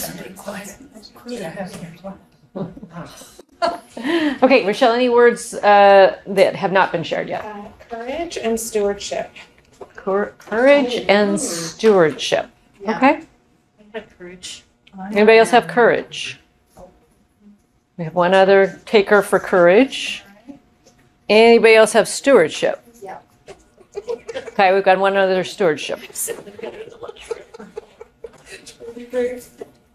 I had courage with a dot though. I did dotted around in a square around some of that. I like that. All right, Michelle. I don't know if this is up here. I put down excellence. As a, Oh, it's not up here. that is like what I envision when I think about the school district. I think excellence. Okay. Anybody come up with something that is analogous to excellence? Also went off the page, felt the need. But I think excellence is more what I. When you put learning? Yeah. Okay. Achievement. Learning, But achievement, so learning. Okay, wait, learning, achievement. Okay, raise your hand if you had learning or achievement. Well, I want to take mine back because I don't know that I meant excellence. Okay. I don't think I did. Okay, all right, raise your hands now if you're on team learning and achievement. had 1, both 2, 3, achievement. 4. Well, I'm on team learning, but 5. not that I didn't mean it for like, I didn't see it as a synonym to excellence. Okay, I'm on team learning with like a different, okay, Yeah. explain. Yeah, did too. well, like, I don't know it all. None of us know it all. Or, I would worry if we had a board member who knows it all. And so I believe that we are all always learning, hopefully until our last breath. And so while I of course love excellence, I don't see those as a synonym. okay. So would you say you saw learning as growth? Yes, I also have forgiveness for the same reason. Okay. Okay, so we're going to keep, so raise your hand if learning, achievement, excellence were kind of synonymous in your head. Because we're going to come back to growth. We're going to do that. I just don't, I don't need to raise my hand for it. I'm sorry. Okay. So We're going to put 5. I'm making it up. I put Yeah. excellence down When as I a, think of excellence, I'm thinking of academic excellence. So that's Love your learning. why Mhm. learning things. So it's like the- I think that's of right. systems excellence, so systems I'm excellence. thinking of academic So excellence. I was thinking academic, operational, like it's all one. Mm-hmm. Yeah, Okay. not just academic. Because I put achievement down too, because we've talked about achievement a lot. Okay. But I see that as very different from like, if we envision excellence, and that's what we're driving towards. Okay. Okay, Eddie, what words do you have left that are not already up there? The other meaning of learning. The other meaning of learning? Which would be? Growth? We're an educational institution, right? It So what makes words? sense that we're learning, Curiosity? and it's important that everybody up and down the system models learning. Learning. As Okay. our students are learning, we should be modeling learning. Okay, so learning/growth. Kind of goes with humility. So what's the word? Learning. Learning. Oh, Like, we we're are learning. always, Okay. always Yeah, learning, but trying to it's be like- better. it's different. I think maybe, So all your words are taken? Because she was saying. You got all your words? yeah, I think all of my words are taken. Oh, Okay. I mean, I do get an extra bonus one because I crossed off equality and wrote equity, and that's not a real word. And so I crossed that off, and I do only have 7, so maybe I'm. Okay, so I've heard some commonality around the idea of the adults in the system modeling growth and improvement and learning. How many people would agree with that statement as a value? Okay, So that's an 8, Jamie. Even if it's not on our list. Wait, because I'm going to add one here in a minute. All right. So I'm like, yes, on learning and not as much on excellence, I guess. So I'm Okay. an outlier on that one. We've had some amazing learning opportunities. Okay. Always a pursuit and never a goal. Never an achievement. Stephanie, any words left on your list? Competence and confidence. Confidence and confidence. Okay. Trying to think if that's synonymous with anything we have up there. I don't think confidence. Okay. Anybody else have competence? I feel like competence comes into that like same thing we were talking about with like stewardship and like the And the systems excellence, systems maybe? excellence. To me, I had that's related, but resourcefulness. Since it was yours, I'm just curious if you feel Resourcefulness? them. Yeah, I As a do. family. I think so. You agree with that? Limited to 8. Is resourcefulness, I mean, it's a different word, but is that competence? Like, we're gonna have to be very resourceful, Probably. like resourceful. You have to be I mean, I didn't put it as a, Being if I had mindful like of resources. 30 probably, I would have circled resourcefulness, but I think it's probably in the same stream, like the salmon are swimming the same way on that one. Okay. Resourcefulness, and I would not. Okay. They're the same, yeah. Okay. For me. All right. And then you had another C word that's Confidence. confidence. Anybody else have I confidence? would like to say something about competence out loud that I just chatted to somebody. I think competence is more comfortable for me than excellence. For the same kind of thing. Okay. Anybody else have confidence? Okay. Virginia, what words? I have resourcefulness, and then I have also, that's going back and forth, was drive. Right. Okay. Anybody else have something like drive? Okay. 3 words left. Okay. I'm waiting for my 3 words. All right. Balance, grace, and hope. Balance, grace, and hope. Okay. And not to make one word. Those are the actual 3 words. Yes, okay. I understand. We're not mucking about. I would join you in the grace with the synonyms for the learning and the forgiveness is kind of where I was going with my ideas behind the value of that, which to me is very similar to giving and showing grace and affording grace. Okay. I gave some good thought to grace in our interactions with each other. And That'd like be part of also collaboration. also it came to my mind with like how we're viewed by the community, because I think sometimes the community doesn't give us any grace at all. frankly. Sorry, I'm just laughing. Sorry, community.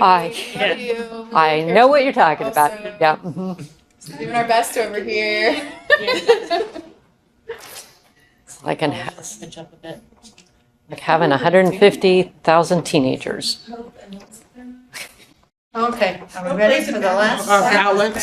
Balance, and then hope would be okay. Okay. Okay, this actually was kind of like perseverance. Yeah, I think that is very much like drive. Yes. Perseverance. Okay.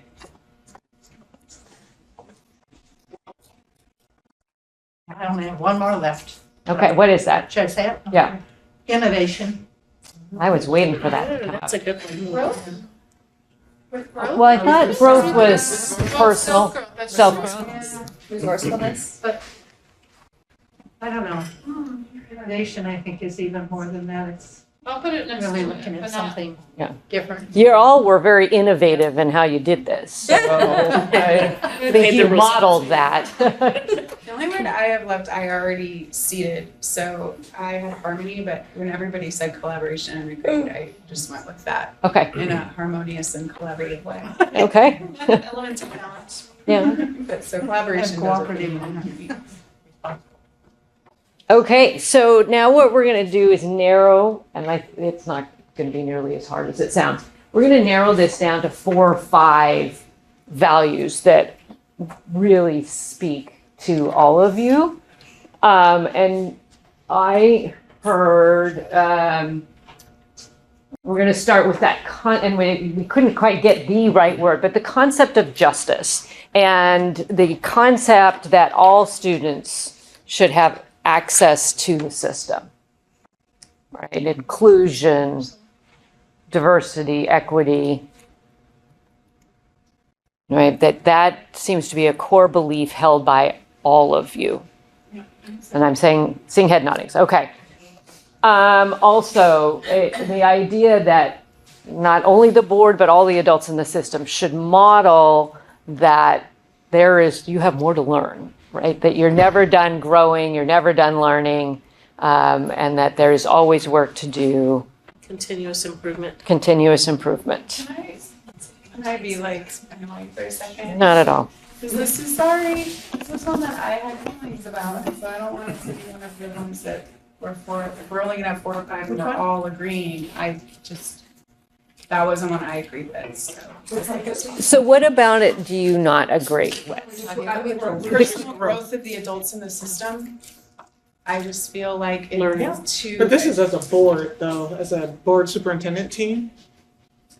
You're saying that's what one you feel strongly about? I don't feel Oh, strongly okay, about okay. it. Like, I don't wanna lose like collaboration because we decided this was one of our top 4, for example. I'm just not sure that it's top 4. Okay, so, well, we're trying to stay to 4. Collaboration we all agreed to right off the Yeah. bat. Right, so I am going with the ones that got the most votes. This is that majority. I just thought the ones Qualification. that we all agreed to should go first. Okay. Okay. So collaboration and teamwork also got all 8. And then we were very close to 8 with the learning achievement growth concept. Didn't we all have community? So we all agreed to community? Wait, there was only 4. There was only 4 people that raised their hand with community. I find a theme in responsibility, accountability, Maybe I and should put my glasses stewardship. I don't know, I don't know if they're Well, we added different words. concepts, right? Yeah, we did. All added words. and- Internal responsibility, external accountability, and stewardship to me might be a grouping. I would agree to that. Just for me, when I said achievement, I meant student achievement. Me too. I didn't mean like. Well, yeah. Yeah, no. Like my- Your own, Yeah, yes, that okay, was not students. that encompasses like everybody, like kids and adults together. That's like a value around like learning and growth or Yeah, something, yeah. than have it just be about the grown-ups. Yeah, I don't know. I could I just see have like a that weird. Collaboration. I like growth as a university. All right, so that for sure, the justice. Vision, love. Yeah.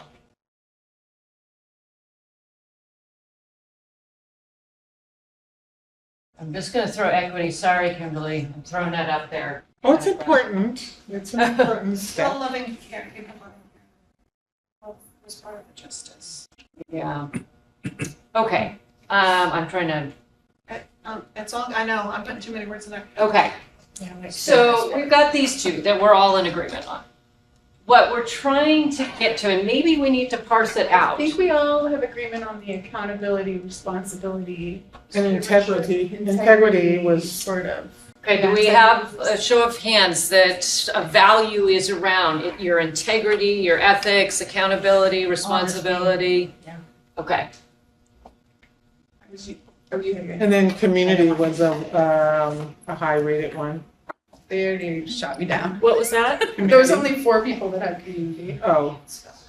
But I think well, so many words. it's only 8, 8, 5, and 4. Oh, there's a. Okay, so let's do this. Let's have this values conversation because I think we're starting to have 2 separate conversations and we want to, and it's okay, we can have 2 separate ones. There's one about student learning and achievement and excellence, and there's that conversation. And then there's a conversation around learning and growth as a board, as a team, as, right? So those are 2 separate conversations. So let's, and I think that the student learning one, I think I've got a sense that that is something that this board values. So let's talk about some words that's reflective of your values around, because you are a school board. That is the mission. Even that what Michelle just said, like, why not growth? And it's like both. And that makes a lot of sense to me. What do y'all think of that? Growth is a value that's like every human in this, every human, us, the kids. Yeah, the growth of the board. Is that good? Growth for teachers. Okay. Not for me, but I think it might work. Thumbs up if that works for you. It's okay if it doesn't. I do like that you've said there's two kind of ways that we're looking at student learning and organizational learning. And in nature, things are learning all the time. Plants are learning how to be, got the tree down, they're learning how to be in the sun versus the shade. And so I place a high value on organizational learning, like learning as a team. Basketball teams go through this, teams go through this learning. And I think, for me, that's really important. It's not just learning as an individual, it's learning in community. It's a symbiotic. Okay, So we're still kind of working through this, so I just personally. So those of you that aren't wild about growth, tell me more about what is not getting you there. What would you rather see? I think and maybe this my perspective of our audience. I'm thinking of this as an external facing document to the people that we represent. So if I have to pick, I'm going down the academic excellence road because I don't see anything up there right now about that. You don't consider growth to be that? In the context that Michelle's talking about it, no, because we're not talking about students. We're talking about the organization. Oh, okay. That's so. I think the proposal was growth as both in one word. In order to get to the students, we're gonna have to get to ourselves. In the Because we're like- spirit of teamwork and collaboration. I am totally. Yeah. Okay. Growth. I am I have like a weird thing with excellence because like, what about the kids that like the growth is like, the excellence is not, I don't want to be like the excellence isn't there. That sounds horrible. But like growth is like the name of the game for some of our kids. And I don't want them to be, I don't want the vibe to be you have to get like a 98% on your English test to be successful in the system. Yeah, I really like that. I was talking to a friend the other day whose daughter has a developmental disability, and she's a math teacher, and we were talking about math and kids, and she was talking about recognizing like her daughter is never going to be what's the top, like proficient across the board. She's never gonna have that report card. It's just not gonna happen. But what she considers as success for her daughter is every time there's growth. And her daughter can appreciate it and feel it and recognize that she's grown. Like, it's not about like the straight A's or the straight B's or whatever they are now. But it is about like Growing. the growth and the achievement and the progression. Yep. What about something like learning success or strong learning outcomes? Is that what? So we could put it something like, the role of the school district is to educate all our kids. And so growth, we consider growth is so we can grow to do that better. We want to do it better than we did last year or the previous generation. So in a way, it is academic, the pursuit of academic better. Yeah. Yes, right? So I like the idea of growth. I think you should stick with that word because that addresses all of your students. Because if we focus on excellence, then you can have students coming in that are already scoring at the top but don't see any growth. Right? So growth is a really good word. What I want to tease out is that enough to capture both? Or do we need to separate organizational growth from student growth? Do we want to have two separate values, one for organizational growth and one for student growth? I tried to combine them, but it might be too many words. So are we, just for clarification, are we talking about our values in terms of working together as a board superintendent team, or are we talking about values for the organization? Yes. I had that same question. So our goal is to give the policy subcommittee 5 or 6 values. So as you go back and do this work of writing your section 1, you have this reference. We prioritize collaboration and team. This is important to the board that we have collaboration and teamwork. So then when you're writing those policies, that will reflect that back, right? Okay, so collaboration and teamwork is how do we vote? How do we respond to a vote? How do we get information so that we understand what we're doing, right? That is all going to be reflective. The Justice Inclusion Act, we got to come up with something to do that, right? We know that there are students that do not have access to our system, meaningful access to our system, right? And for all of us, that is important, that's a lens that we are looking at. Is this, as we do this work around budgets, right-sizing schools, you name it, whatever crisis du jour, we've got to keep that front and center is how is this impacting those kids? Accountability and ethics, right? So when you're writing those policies, we know that we are a board that values being accountable to our community. So that's why we're going to talk about how you respond to emails. How do you have public comment? How do you, when you take a vote, you support the vote, even if you're not in the majority. Those are all part of accountability and ethics that we have all agreed are important. So you actually just brought us back to guiding principles and guardrails. Yes. Got it. I am just sitting here listening and thinking, because we have the grace of having 5 to 6,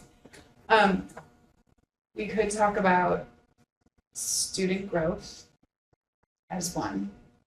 And then I'm wondering about bringing back, okay, so like competence is not a sexy word, but I think it's so critically important. And I didn't even put it, but like, but I think that when I think about like the organizational side of the equation, I'm wondering about if there's like if one of the words that we had up there that we haven't talked about in this context yet, that like competence or excellence, I feel much more comfortable with excellence as like an organizational side conversation, or competence if we want to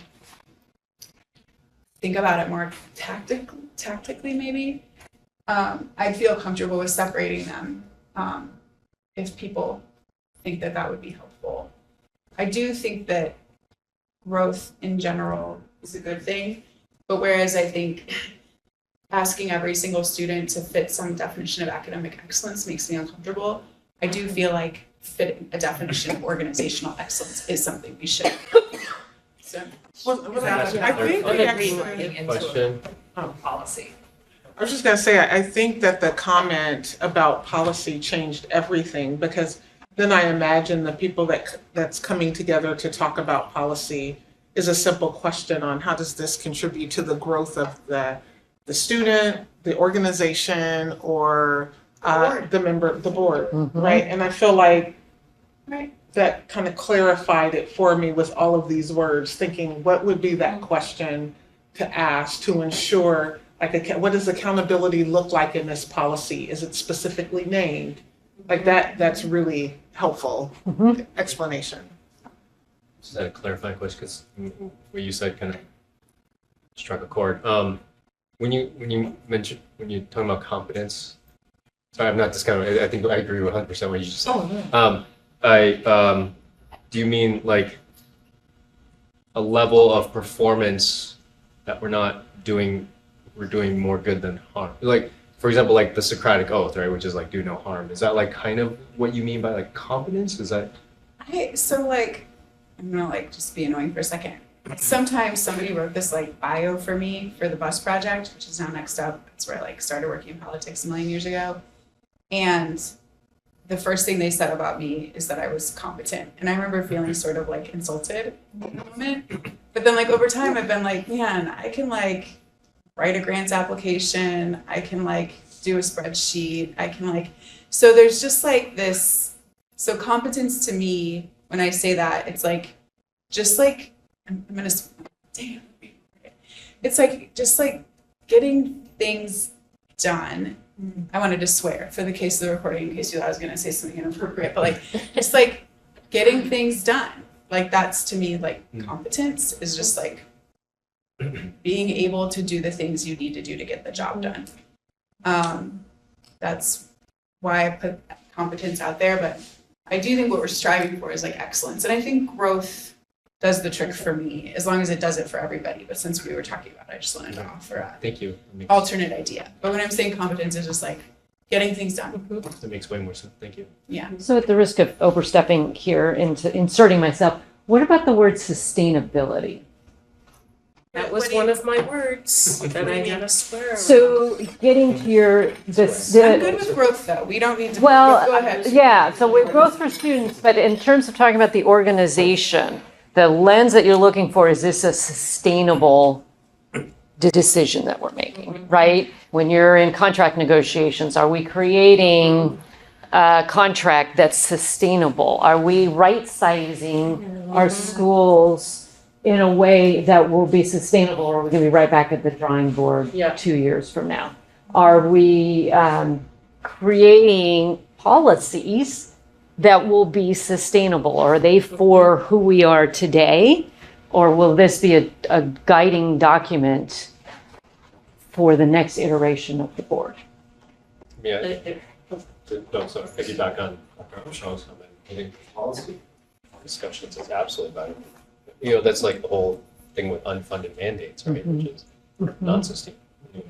That's all I have. This is like values for policy writing, right? Well, they're your values as a board member. That then, when you write your policies, because section 1 is a reflection of your values. That's where your section 1 comes from.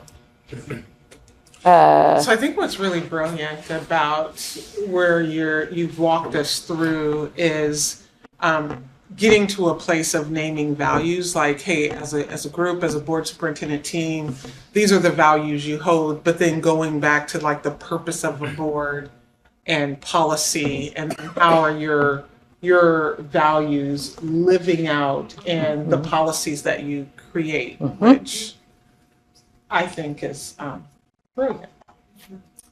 Right. I did have sustainability as a very long-serving board member, and so I was thinking about several steps out, like next year, the year after, and what those look like from a budget perspective. And so that was a bonus word. It was word number 11. But I was like, I tagged it because it's important because of what I'm seeing, how we're thinking through today's challenges and looking at how we dealt with last year's challenges. And in some cases, we've made decisions that were good in the moment. And I just really want us to think out, will it be good for the moments next year or the year after that? Right. So Passing future bonds, passing future levies, right? Those. yeah, I mean, we're going to be getting through a hard time, and we can do it in a way that is not harmful for our next year's conversations and the year after that. Can I insert myself? Yeah, absolutely. I'm gonna put sustainability as a bracket around here, if that makes sense. Collaboration that sustains the work, right? Justice, inclusion, and equity that sustains that tension of moving the system along when sometimes there's systematic things that pull us back. Sustainability of systems that support accountability and ethics. Like you can see sustainability of the growth. It takes a lot of effort the time you're investing today. So I'm thinking about making a little bracket here. What do y'all think? So I'm just hearing you talk about it in so many different ways. Yeah, I'm It thinking does seem like too, the foundation. you also need flexibility. So sustainability shouldn't mean static. Yeah. No, and that's not what sustainable means, that it doesn't mean that you do one thing and you do it forever.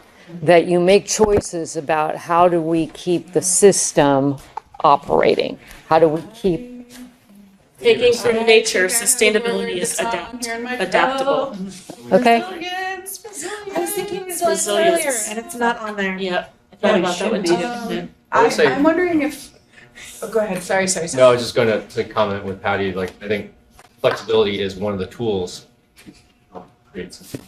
I agree. I think what made me think of resilience though is because really resilience is that combination Yeah. of like future focus, Yeah. flexibility, sustainability. I think Also like right now, able to like. Yeah, I think persevere. resilience might be an interesting framing in like that might be a little broader than sustainability, but get at the same. Well, I guess if sustainability is on the y-axis, then maybe resilience is on the x. A way to bring algebra into the room. Oh, yeah. Nice.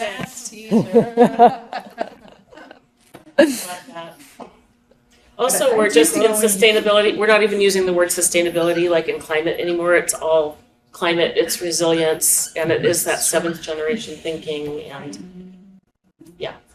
But I think I resilience like is, resilience. I think resilience is a really good word for us. And if we all share, if we all agree that that's I like a look share. for it. Because I think it's like also personal as board members, it's us as a group, it's the system, the kids, all of it. Yeah, and I think it actually applies to kids too. Because we It's our also climate want to have children who supports resilience. Okay. All right, Good work. look what you guys did. So I want to point out, if we had had more time, if you feel like a little homework, the other ones that we passed out, you could find a lot of values in the state standards. So we brought that in case that would be an interesting, but also we thought your racial educational equity policy and the language around in the board goals, like you didn't just make a bullet list of board goals. This is laden with values as well. And so if we had more time, we would unpack these as well, because there are a lot of value threads in these. Just, if you're curious, take a look and you can make them, they're sometimes explicit, sometimes implicit in here. If we had time for extra credit or homework, I would love for us as a team to go through this racial educational equity policy and just, I'd love to hear people's feedback. It was last adopted in 2011. So it's outdated. It's because you all set the stage. You know that, right? Like in our Washington State trainings, we had your equity lens bookmark passed out.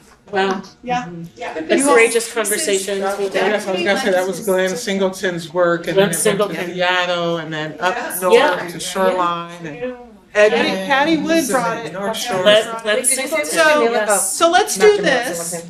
We have 35 minutes and we want to do a little bit more to support policy design for the committee. So let me just point out one more. So we're going to pull it together here in a second. Back. So we're not going to go through this list, but we want to call out the fact that the work is obviously very important to the policy design. Again, that idea that policy is capturing the standards of what the district is to do. In the Section 1 policies, the work is around your board work, but your policies around facilities, right? The work list would be different. For Section 1, we just threw up the board standards, but it's important. We don't want to lose the important context when we get all these other pieces of the framework as well. But thinking about what details of the work to do to include what granularity gets that resilience and sustainability like in there as well. How does the work relate to your values? Your values, I could see this carrying over to, I'm just going to use facilities because it's so operational. I could see this carrying over, but some of the growth of the organization and the board, that does have a big focus on Section 1. There might be other values to bring forth if you're having other conversations about other sections. I don't want to make this seem like this has to fit into every single conversation.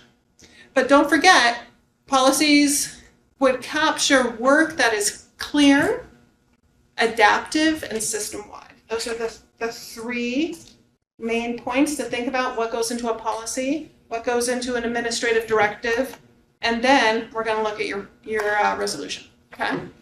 So this is it. This is what we're piecing together, and we're going to practice here a little bit. Again, the idea is we are getting feedback for your policy subcommittee, so they can take your input and go off, get the support from legal, right? Obviously, you gotta do the checks with current law, do Yes. checks with staff on what practices are, but, Yes.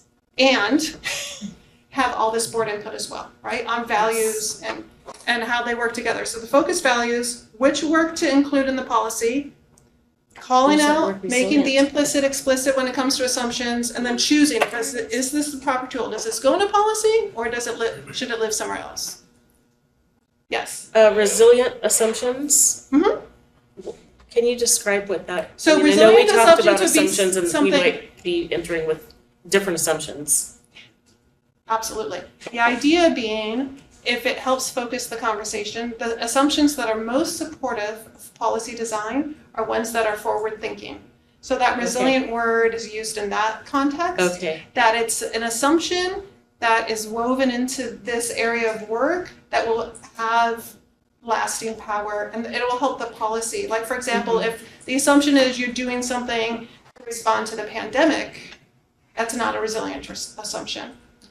Right. It might have been in 2021, but in 2026, it's not. So, because again, having the organizational effectiveness aspect of policies, you want to think about those assumptions that really will help forward focus your policies. Does that help? Yes, it does a Okay. lot, and I'm happy to hear you say that because I completely want to be future focused and forward focused, and not so much backward looking, like very much forward thinking. Yeah, Very and much it's- forward, like And it's just into to the help, future. because sometimes the assumptions can get long. Sometimes it just helps you narrow it down sometimes. So we're gonna practice. We chose, we'll see how much time we have. We chose a couple policies. We, thanks to Roseanne's help, have the role of the Board of Education policy. And we're gonna have you, do you wanna get up and move around a little bit and pair up, or do you want to sit where you are? And, because we have 30 minutes, maybe we'll just sit where we are. So this is what we want you to do. All right, so this is the lens. Here you go. We want you to think about, again, look at you. So look in the little badge, this whole idea, the purpose of this conversation is to provide input for the policy committee.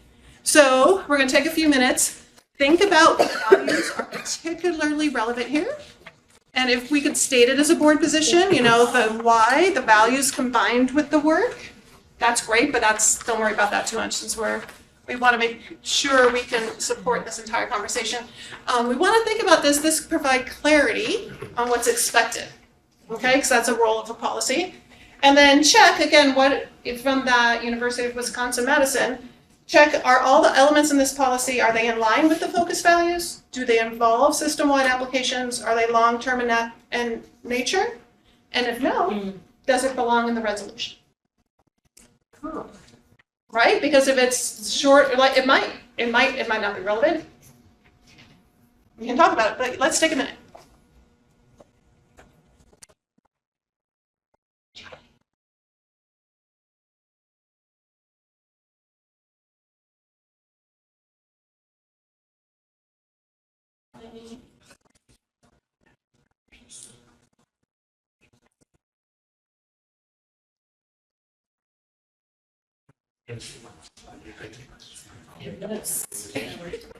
And I like it because it's.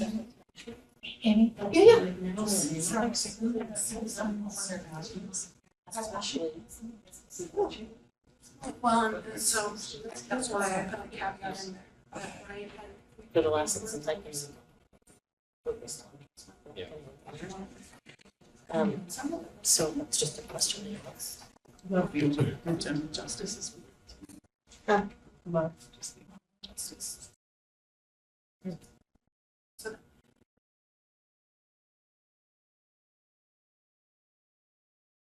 I just want to have them think about it, but I'm going to focus on.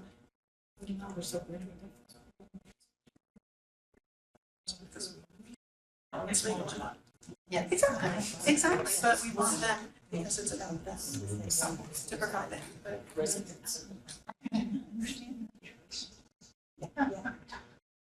Yeah. Thursday. I'm sorry. It's first paragraph. I'm sorry, it's not like you're prepare them to contribute meaningfully. Yeah, no, but we, There's multicultural transition.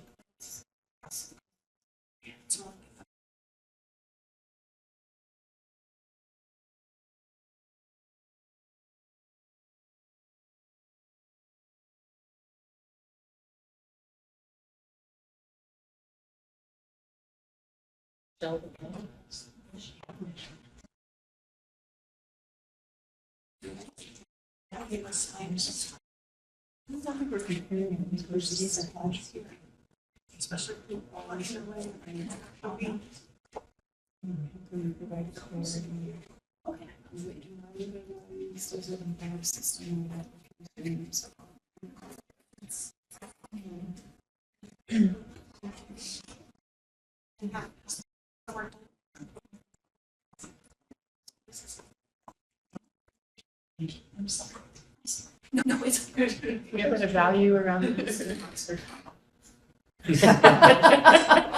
Don't get me started.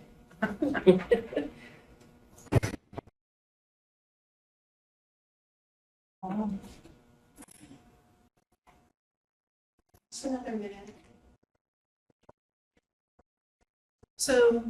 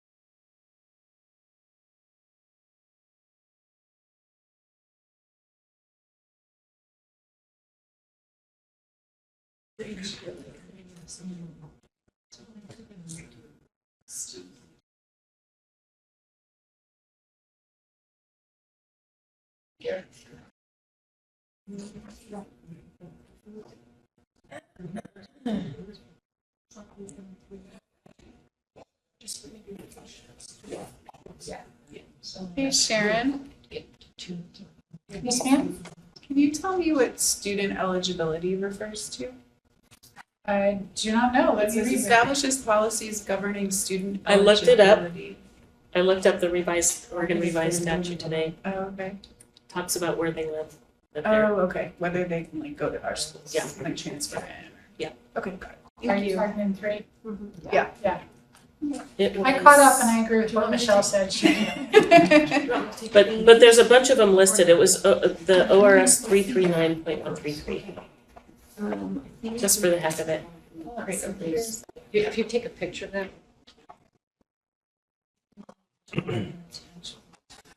Okay, so here's what we're gonna do, one, because it's time, and two, because I hate wordsmithing. What we're gonna do is take, we're gonna go paragraph by paragraph and just say, does this in essence reflect what we have said our values are? Those 5 or 6 items, and again, we'll keep working on that. If the wording isn't exactly right, that's not what we're going to get into tonight. That, again, is the work of the policy committee to fine tune that. But if you feel that one captures kind of that essence of what we've talked about, let's give it a thumbs up. The first one, I think, and this is, I know this is gonna sound like wordsmithing and scare you. Okay. But I think the use of the word citizens does not fit in with our values of justice, inclusion, We had that too. or equity. Where is it? We scratched it. Citizens of the district. Okay. It's all scratched. Okay. Thank you for that. Okay. So we'll just put a, word citizens. Do you think this was the mission statement the last time this policy was adopted of the board at the time? I think it reflects the language of the time. I do. Because I Like just, using the word citizen is a great example. because I know that you all have interests in rewriting the mission, and I guess I wonder if that rewritten mission would Okay. be number one. Agreed. Just That's where I wondering, was going just to. wondering. Yeah. Okay, Maybe for the time being, if we're not ready to redo our mission, at least we could. Yeah. Take out what's there and cause It'd be really great to hear from everybody on this though, but, because I agree with you. Today, in today's language on that first sentence, we would say the mission of the Portland Public Schools is to support all students, especially our Black and Native American students, because we're data informed and we know that they're not performing. We're not serving them as well. Their scores aren't as on par with other students. And so we would add that in if we are doing it today. The word love is in that first paragraph. I thought that was really cool. It's inspiring a love of learning. okay, so for the policy subcommittee to go back with our work, I'm hearing wordsmithing, Yes, but a guilty. general consensus that the essence of what's happening in this first is okay. That you're not asking the policy subcommittee to go back and completely upend it. Well, we would want to hear though how the values that we most agree on are reflected in this. Right, and that's, so you'll come back and say, okay, here, we've changed this wording and we've put in black and you just did an excellent job of saying, here's why we've changed that wording, because it's reflective of our work around justice, inclusion, equity, right? Yes. The word citizen, right? That's in a resilient sustainability, right? The word citizen is not, it's 20th century, right? Yeah, yeah. So that is how you would come back and present to the board. Here's the changes we've made, here's why, and base your why in the values. Yes. Okay. So let's unpack number 2. With the idea that there might be some legal Right. wording in there again. You know what surprised me when I got to Oregon is that you can be hired or start in this district without being approved through the board on the consent agenda, because I've worked in both California and Washington, and you don't even start until your name is voted on by the board. And that's a Oregon specific thing. So like reading this, it's from where I'm from, it's common to have, the board on property, personnel, and finances. Personnel being, you don't hire first without board approval first. And I just remember being hired in Portland, and I was like, okay, so what's the board approval date? And they're like, Yeah. there Like, isn't one. you're I'm in. like, "Really?" Yeah. And it does say charge and control of all activities in the program. Certainly would be. Yeah, I think this is old language. I don't I do think too. the practice today, that's the point. In other places, it would be true. That was- Or other states or neighboring states, it would be true. So that all programs language perhaps needs some revision as well. Also in paragraph 2 would be a great opportunity to tie in our values around teamwork and collaboration. I'm going to add a word in after shall, work together to govern the activities, however we want to talk about. We're not controlling everything, but we want to say that we're working collectively. Okay, so let's write for 2 that we're going to ask the policy subcommittee to add in some language that's reflective of your values around collaboration and teamwork, probably accountability, because this gets kind of weirdly specific. In a way that a policy Yes. best practices Usually best does not. practice doesn't, Mhm. yeah. Mm-hmm. So, yeah. Yeah, so that's not good to have it that specific, is it, as a policy? Well, this is why you're asking your subcommittee to do some work, because I We think, want to be sustainable. yes, we want sustainable policies. Yes. One thing we're missing is that, looks like this was like 2003, that we are the local contract review board for Oregon statute, and that's not really at all, so. Okay, so including its property, personnel, finances, and review of contracts. Right. It's, we And are that the- would no, be- government bodies have local contract review boards, and we are it for EPS. It's Right, and designated that's- by the state to the board. I think that's all boards in all states. Yeah, it is, but I think what you're Yes, saying is hence we our vote. could align, add some language, and this would happen when it goes to the legal review. It'd be like, oh, this is, it's not spelled out. It's in a separate policy. Does that matter? It does actually. Because It again, is, you want okay. clarity, right? And so you want to think about how this policy interacts with the others so that they're organized in a way where people can find. Right, because this is about the role of the board, and if the role of the board is to review and approve contracts, Yeah, and it's kind of implied maybe here, or maybe 24 years ago. it wasn't. Revenue and expenditures. Revenue and expenditures, exactly. Say finances, but that's. Well, that's, I mean, that's right. That's. It's revenue. That's why I was like, the Yeah. finance, the contract part is actually, yeah, the financial. okay. What, one, is that J a typo? What is that J? Only because what's key about that is that the board doesn't vote on. That's our district number. Your district number is 1J? That's correct. Yes, it's Yeah. 1J. It's a historic holdover when it was a joint. It's like Makes sense. Ah. or something like that. The board doesn't vote on, the board doesn't vote on all contracts, though. Like, it's not, I think it's it's connect to the Yeah. expenditures and the revenue that's coming in. I think that's a difference. Because we can go into contract with someone and it not Without the be board, yeah. board action, That kind of is an umbrella underneath the finance. deliberates and adopts an annual budget. Thresholds that we set as a board.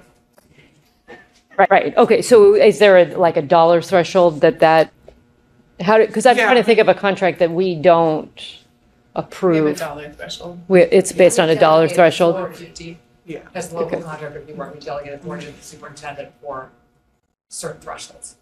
Okay, so there probably should be a delegation line. So can I jump? It is number 4.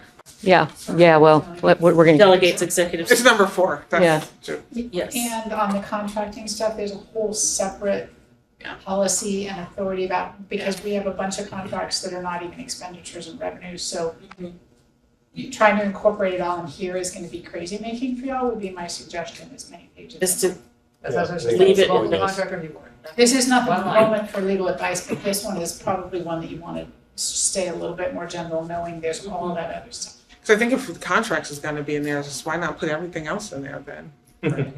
Well, that would, so we have a separate policy though for, Yeah. That's You'll want to think So about it's the just saying, it's coherence. the role of the Board of Education, and that is one of our roles.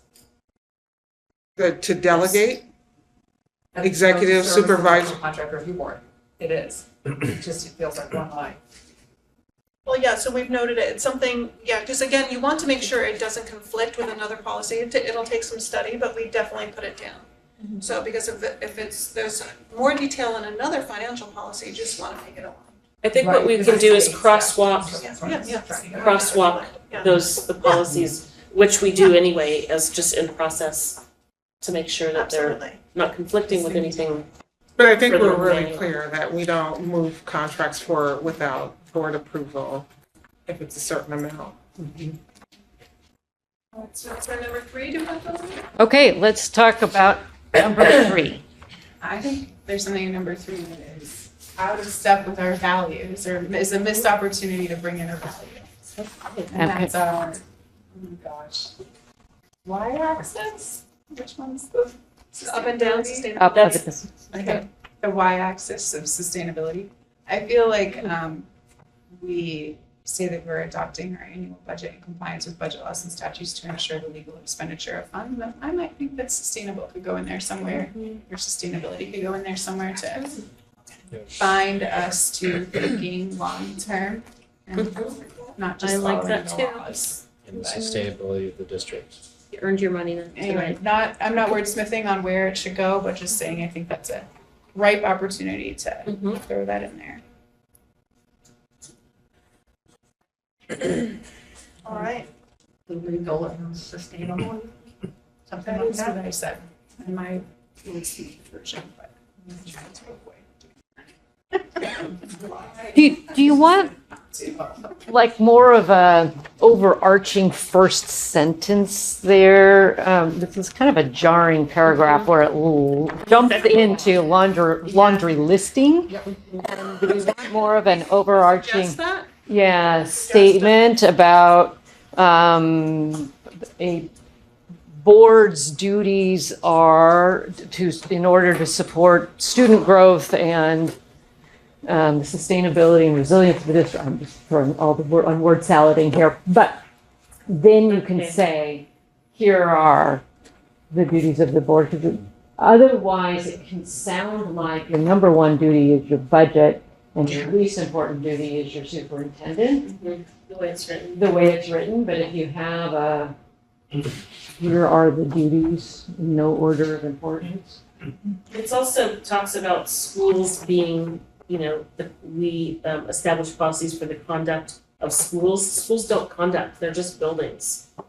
So I think it's kind of written a little strange. The conduct of the school. Yeah.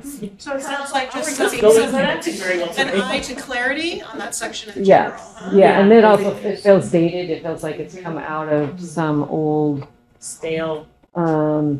probably Oregon State Standards statement. And But I think accountability was a word in here too, in collaboration, and I went, or not in here, but an opportunity. Because I know that there's been a lot of conversation on oversight, district oversight, and I feel like there's an opportunity to put oversight, accountability as it relates to the board over, oversight over the superintendent, as Yeah. opposed to like district that we sometimes get caught up in. I love that.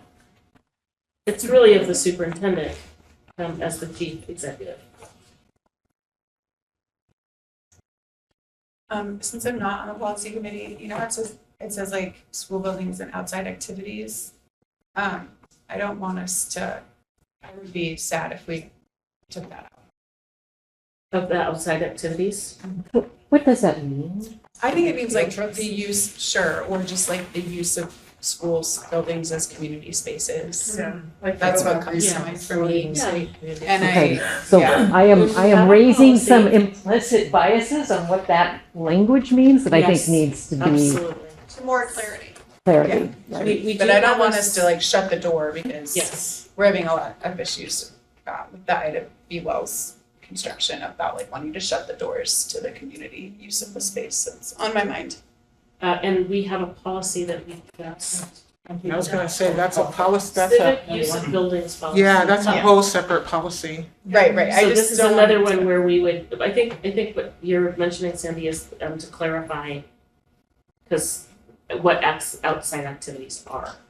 And Or maybe just put civic, I mean, because there's an It's, opportunity to reference other policies within the policy. I typically see that in school district policies, and this references the ORS, but it doesn't reference other policies. Policy. So I wonder if civic use would have been one that was referenced. so I'm wondering if laundry listings, all of the things that you do is the best use of this, that this is about your role. And so it's oversight of the school's facilities might be a better way. You have oversight of your facilities.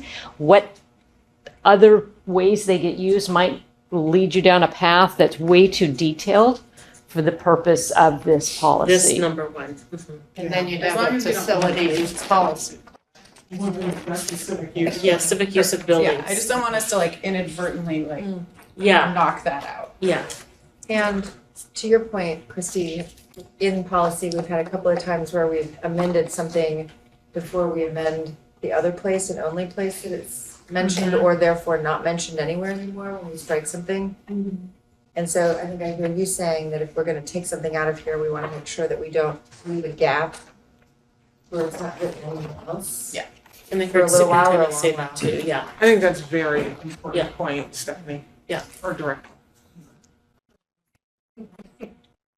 Sort of treat.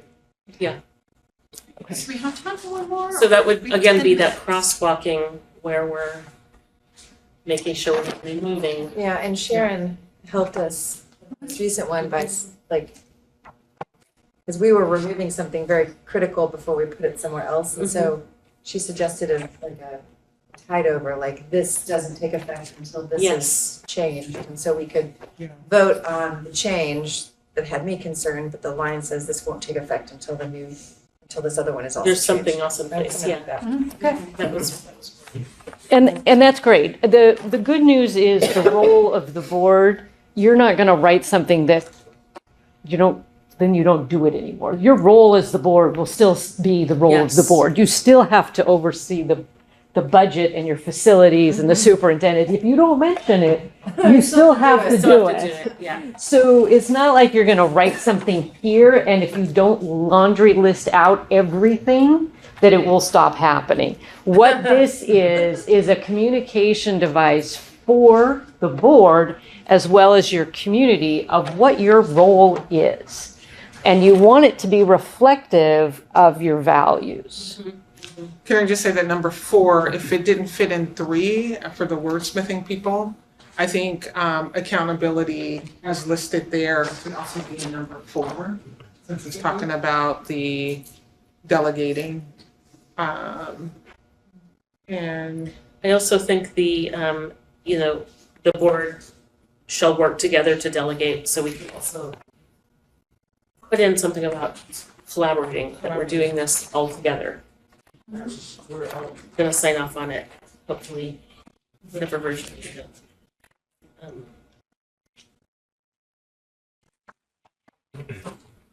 Yeah, I think that could really, 4 is a great opportunity to really bring in the collaboration, teamwork with your superintendent as well. 'Cause it's Absolutely. kind of an interesting statement. Yeah, it is. And you can even bring in for the growth of the organization, for the growth of Yes. students, yeah. what does this mean when it says retain full legislative authority? Is that just by being appointed member or like? I think legislative is setting policy. Oh. Yeah. Yeah. But that's a great question, and that probably could use, Seems open. yeah. It's all kind of from like the statute, so there's a way to make it more accessible and meaningful. Just to the everyday person reading, Exactly. wondering, Yeah. what does the Yeah. board? What does that Yeah, I'm mean? thinking about running for the board, what do they do? Yeah. I have no idea. What kind of legislative authority do they? I don't know. Yeah, you set the policy. Oh my God. All right. I have a friend that does. So let's do this, because we're almost done here, and we want to capture a couple things before we send you off on your way. So if we had time, we had in our back pocket the board member duties policy, T-shirt. which, would it be a great additional conversation to think about how the values and what aspects of the work to capture there, as well as board meetings and protocol? Because here's Sandy and my observation. A lot of what's in your resolution for Portland Public Schools Board and Superintendent Staff Expectations and Operating Protocols is an overlap of these. So for a clarity perspective, and the idea that when you start thinking on the protocol level, right, the implementation level, the resolution helps add how to put these and the values into action, right? So from a clarity perspective, it would be nice if it contains information and clarifications, like is it narrow in scope? Can you adapt it over time to help keep things efficient? Does it list who, when, what, and when, and give instruction over how those things are to transpire? That's ideally what's in your resolution, right? And the policy sets the standard, if that makes sense. And that way it's really clear when you use what, which tool comes into work, into practice when. Does that make sense? No. Okay. And the way you all are talking about what we just, 1.10, .010, what you just talked, the way you were just doing it is exactly the way you would reconsider, and then delegate to your policy subcommittee to start getting the words out on the page. Does that help? Okay. Very much You so. guys did it. Right? Yeah. So one other thing to consider before we want to do a quick wrapping up. Where else, besides policy development, might these values be helpful for you? It's not I think it is gonna be a resolution, I don't know if it counts as policy, probably not, but we're building the, what are we calling them? Guiding principles. Guiding principles. Thank you. For the right, thank you for knowing exactly what I was talking about based on Reading nothing. your mind. On the right sizing conversation, it might be good for us to make sure that when we're drafting that policy, we make sure that these values are accounted for. And even in those meetings, because I might have watched one of your meetings, which I thought was excellent. Like your community meetings in the school to talk about right sizing and how you kicked off the meeting and ended the meeting. In those times when you had an ability to introduce the conversation on why it was important that everyone took their time to provide input to right sizing, great place to introduce your values and probably would add a lot of context for people without, very much time. Mm-hmm. Any other ideas? Well, I think this process that we used, you talked about updating your racial educational equity policy, having a conversation of what are our values around a racial educational equity policy, use all those words, and the how do we want to create that policy? Is it just going to be the 8 of us? We're going to have community, student involvement, and then the what. What are we using that policy for? Because the reasons of why you created it in 2011 are very different than they are in 2026. Yep. So you want to make sure it's a living document that you're creating. So having those values conversation around how do we want to do it, making sure we're reaching those, the justice component, growth, as well as the how is it going to be used? And then they're going to be slightly different values, but very similar, accountability, ethics, and then using that to create or start the process of having it created is another way to do that. Another way you could use this tool. So before we wrap up here, we wanted to give you we just did a lot. And the values list that you all came up with, and we're going to leave obviously the whole diagram I tried to make to capture the richness of how you were weaving values together was really beautiful. But we're not done. You're obviously not done. So we want to provide a space. This is a Compass protocol that I learned from a superintendent actually. So it just uses a mnemonic device to capture kind of where we are and to help plan next steps. So if you want to think for a second, you can capture all of these or one of these or whatever. E helps us think about what we're excited about. W helps us think about what we're worried about. N helps us think about what we need more information on. And then suggestions for next steps. So if you want to take a quick minute, and this is kind of how we'll pull it together. So to think about simplification line. If you want, some people do, some people only pick one. Yeah. Yes, so it is, we're being flexible. You don't have to have all 4, but you don't have to limit yourself to one. How's that? What did you ask us to do? Just think about what, if anything, you're excited about after tonight's conversation. What, if anything, you're worried about. What you feel like you still need more information about. And any suggestions you have for next steps.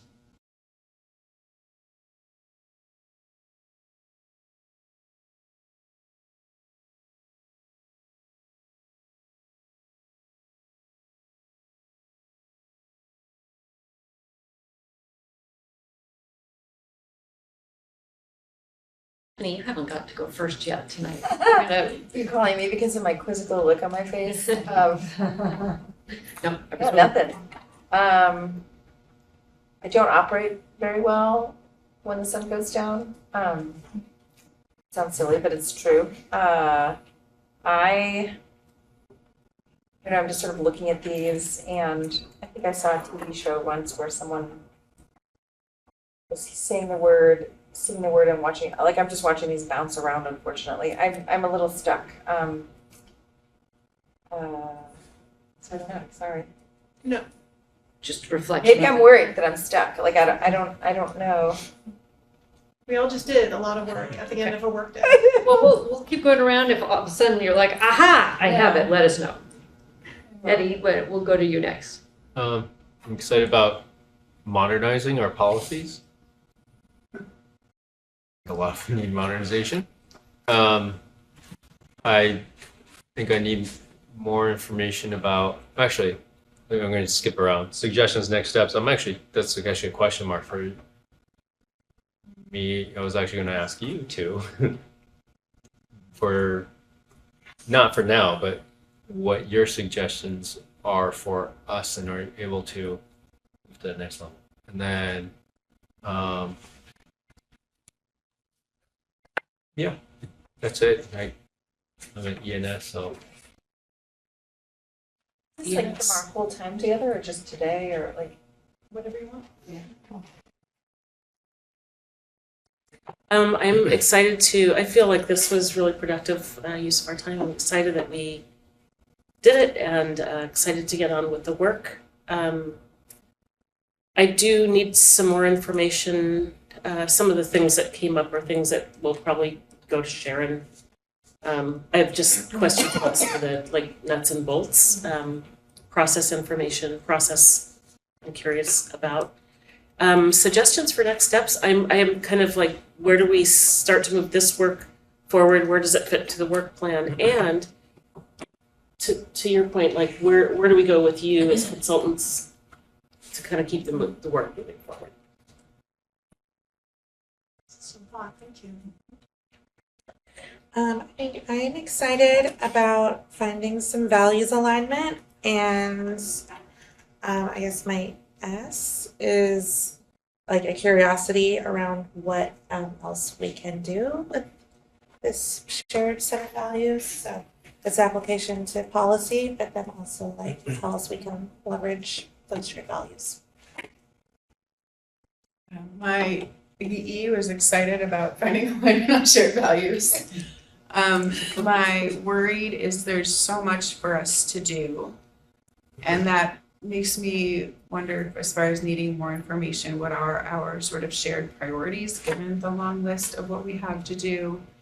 And my suggestion again is that we accept that between the volume of work that we have and the changes in public meetings law in Oregon that make it so we have to talk about everything all together, that we consider how we can organize our work and consider how to work smarter, not harder, if that makes sense. But like I've talked a little bit about, maybe we have, it sounds wild, I feel like saying it, you guys are also going to look at me with daggers, shorter but more meetings so that we can rationally discuss things, not at 10:30 at night and have staff leave at a rational time, etc. So figuring out how to like accept where we are and try to be innovative in our approach to collaborating.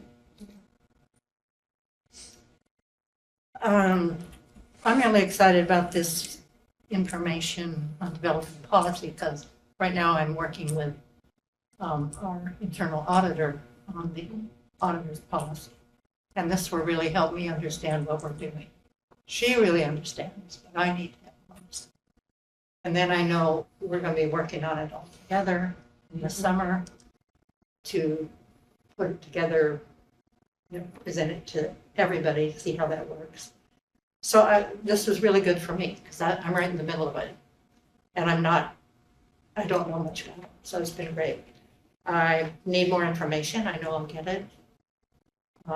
When you, Michelle, do the policy committee, and we got a lot of information about that. And from Janice. And for me, I have my next steps because I'm meeting with her tomorrow, which is really nice. So I feel like for me, this was perfect. And I just really like today, even if it has nothing to do with policy, the values part was really good that we shared. I think we shared together. And I really appreciated that. And that's it. I'm feeling pretty northeast as well as some other folks. I think I'll start with E. I think I'm extremely excited that we spent time on values and there seems to be some common shared values amongst the board superintendent team, and so that is I'm beyond excited about that. And then just need more information. I think I'm gravitating towards Director Split and her comment on priorities. We have a lot of things in front of us, and so how do we look at sustainability and resilience and some of the big rocks that are ahead of us? So I appreciate that. Okay, I'm excited to create a shared set of values and a vision as this board. Excited about that. I'm worried, I'm just being honest, that we won't follow through in a way that's collaborative, and I really want that to happen. Not that we won't follow through, that we really are collaborative. And suggestions, I agree with Christy 100% on how to manage the cadence of the work.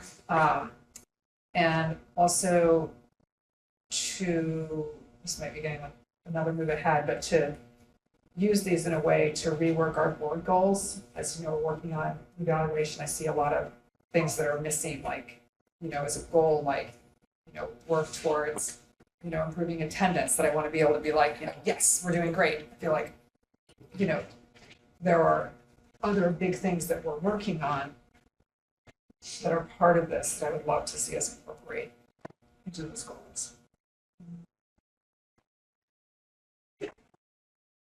Anything come to you as we went around? And believe me, I am turning into a. I don't mind being put on the spot. I just didn't work earlier. I think now that I realize this whole time together, I'm enough excited and more like relieved. It's like excited / relieved on the like going around that we came up with last time. I think it made our meetings better. So I'm happy about that.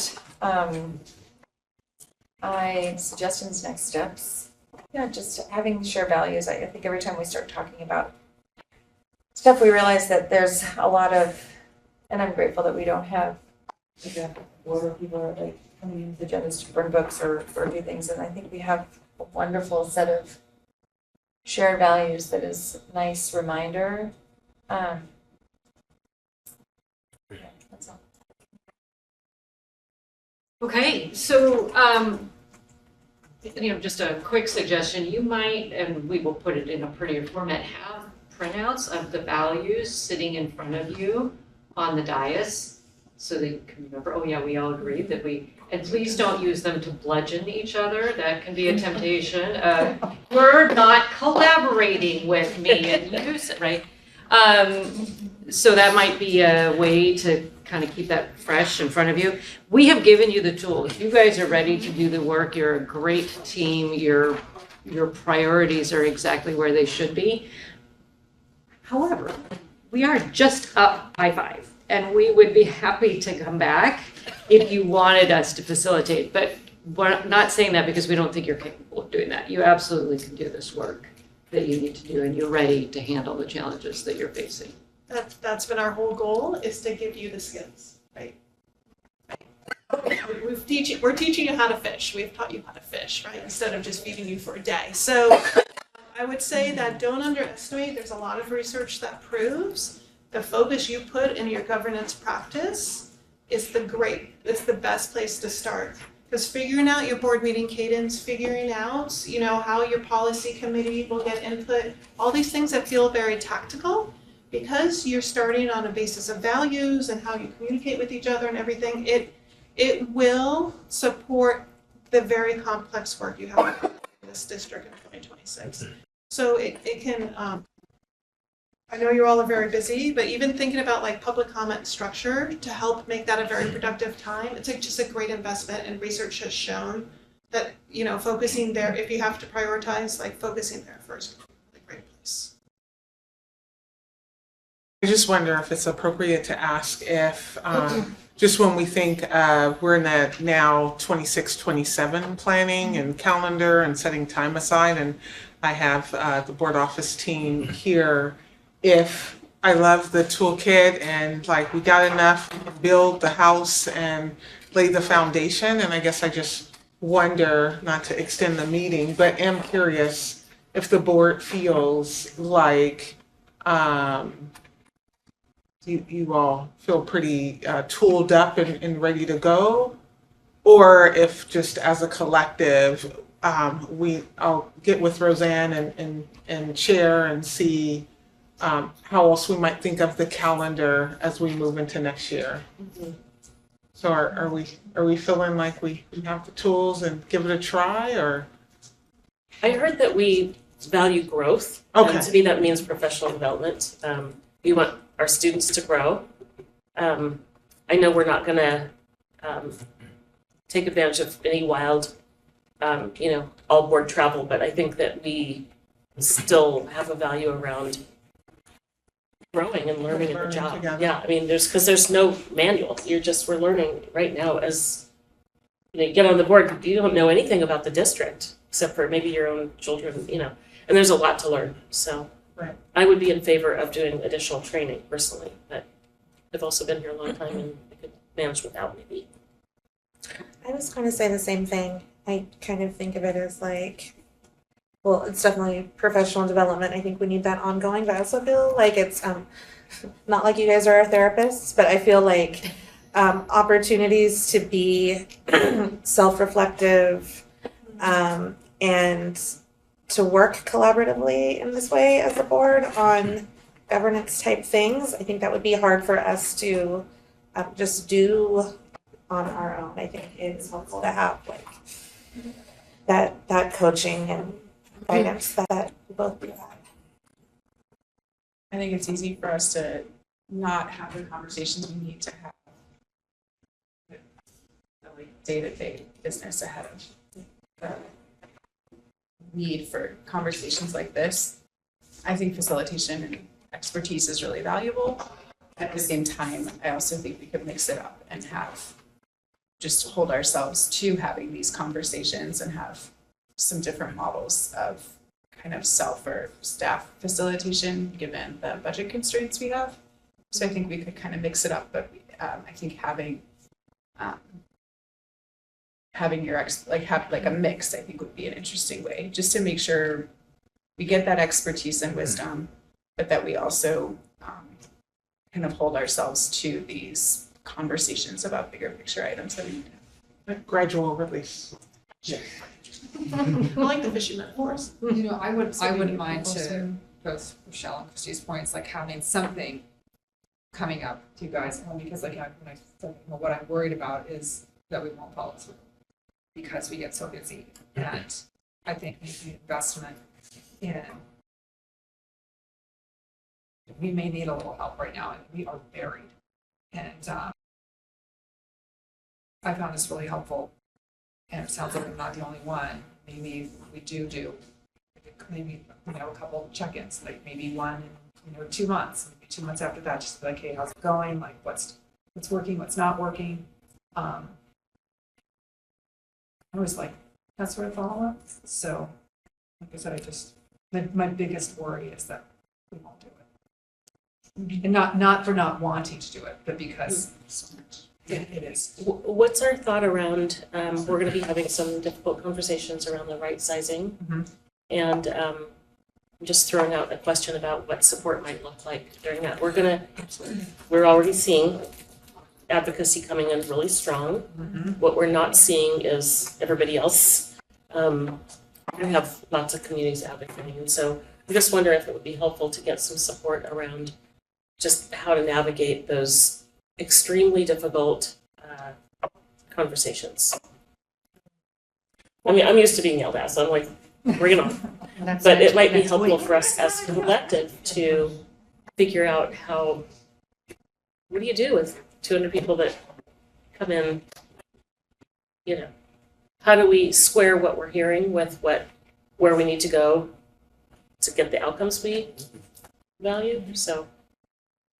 I think that's, so I will get with the board office and maybe present to board leadership to send to the rest of the board just like a menu of options on whether, facilitation and any upcoming conferences, both in Oregon or in the surrounding area, and then other workshops happening, just to give you all some options that you may or may not want to use, but just that commitment to growth.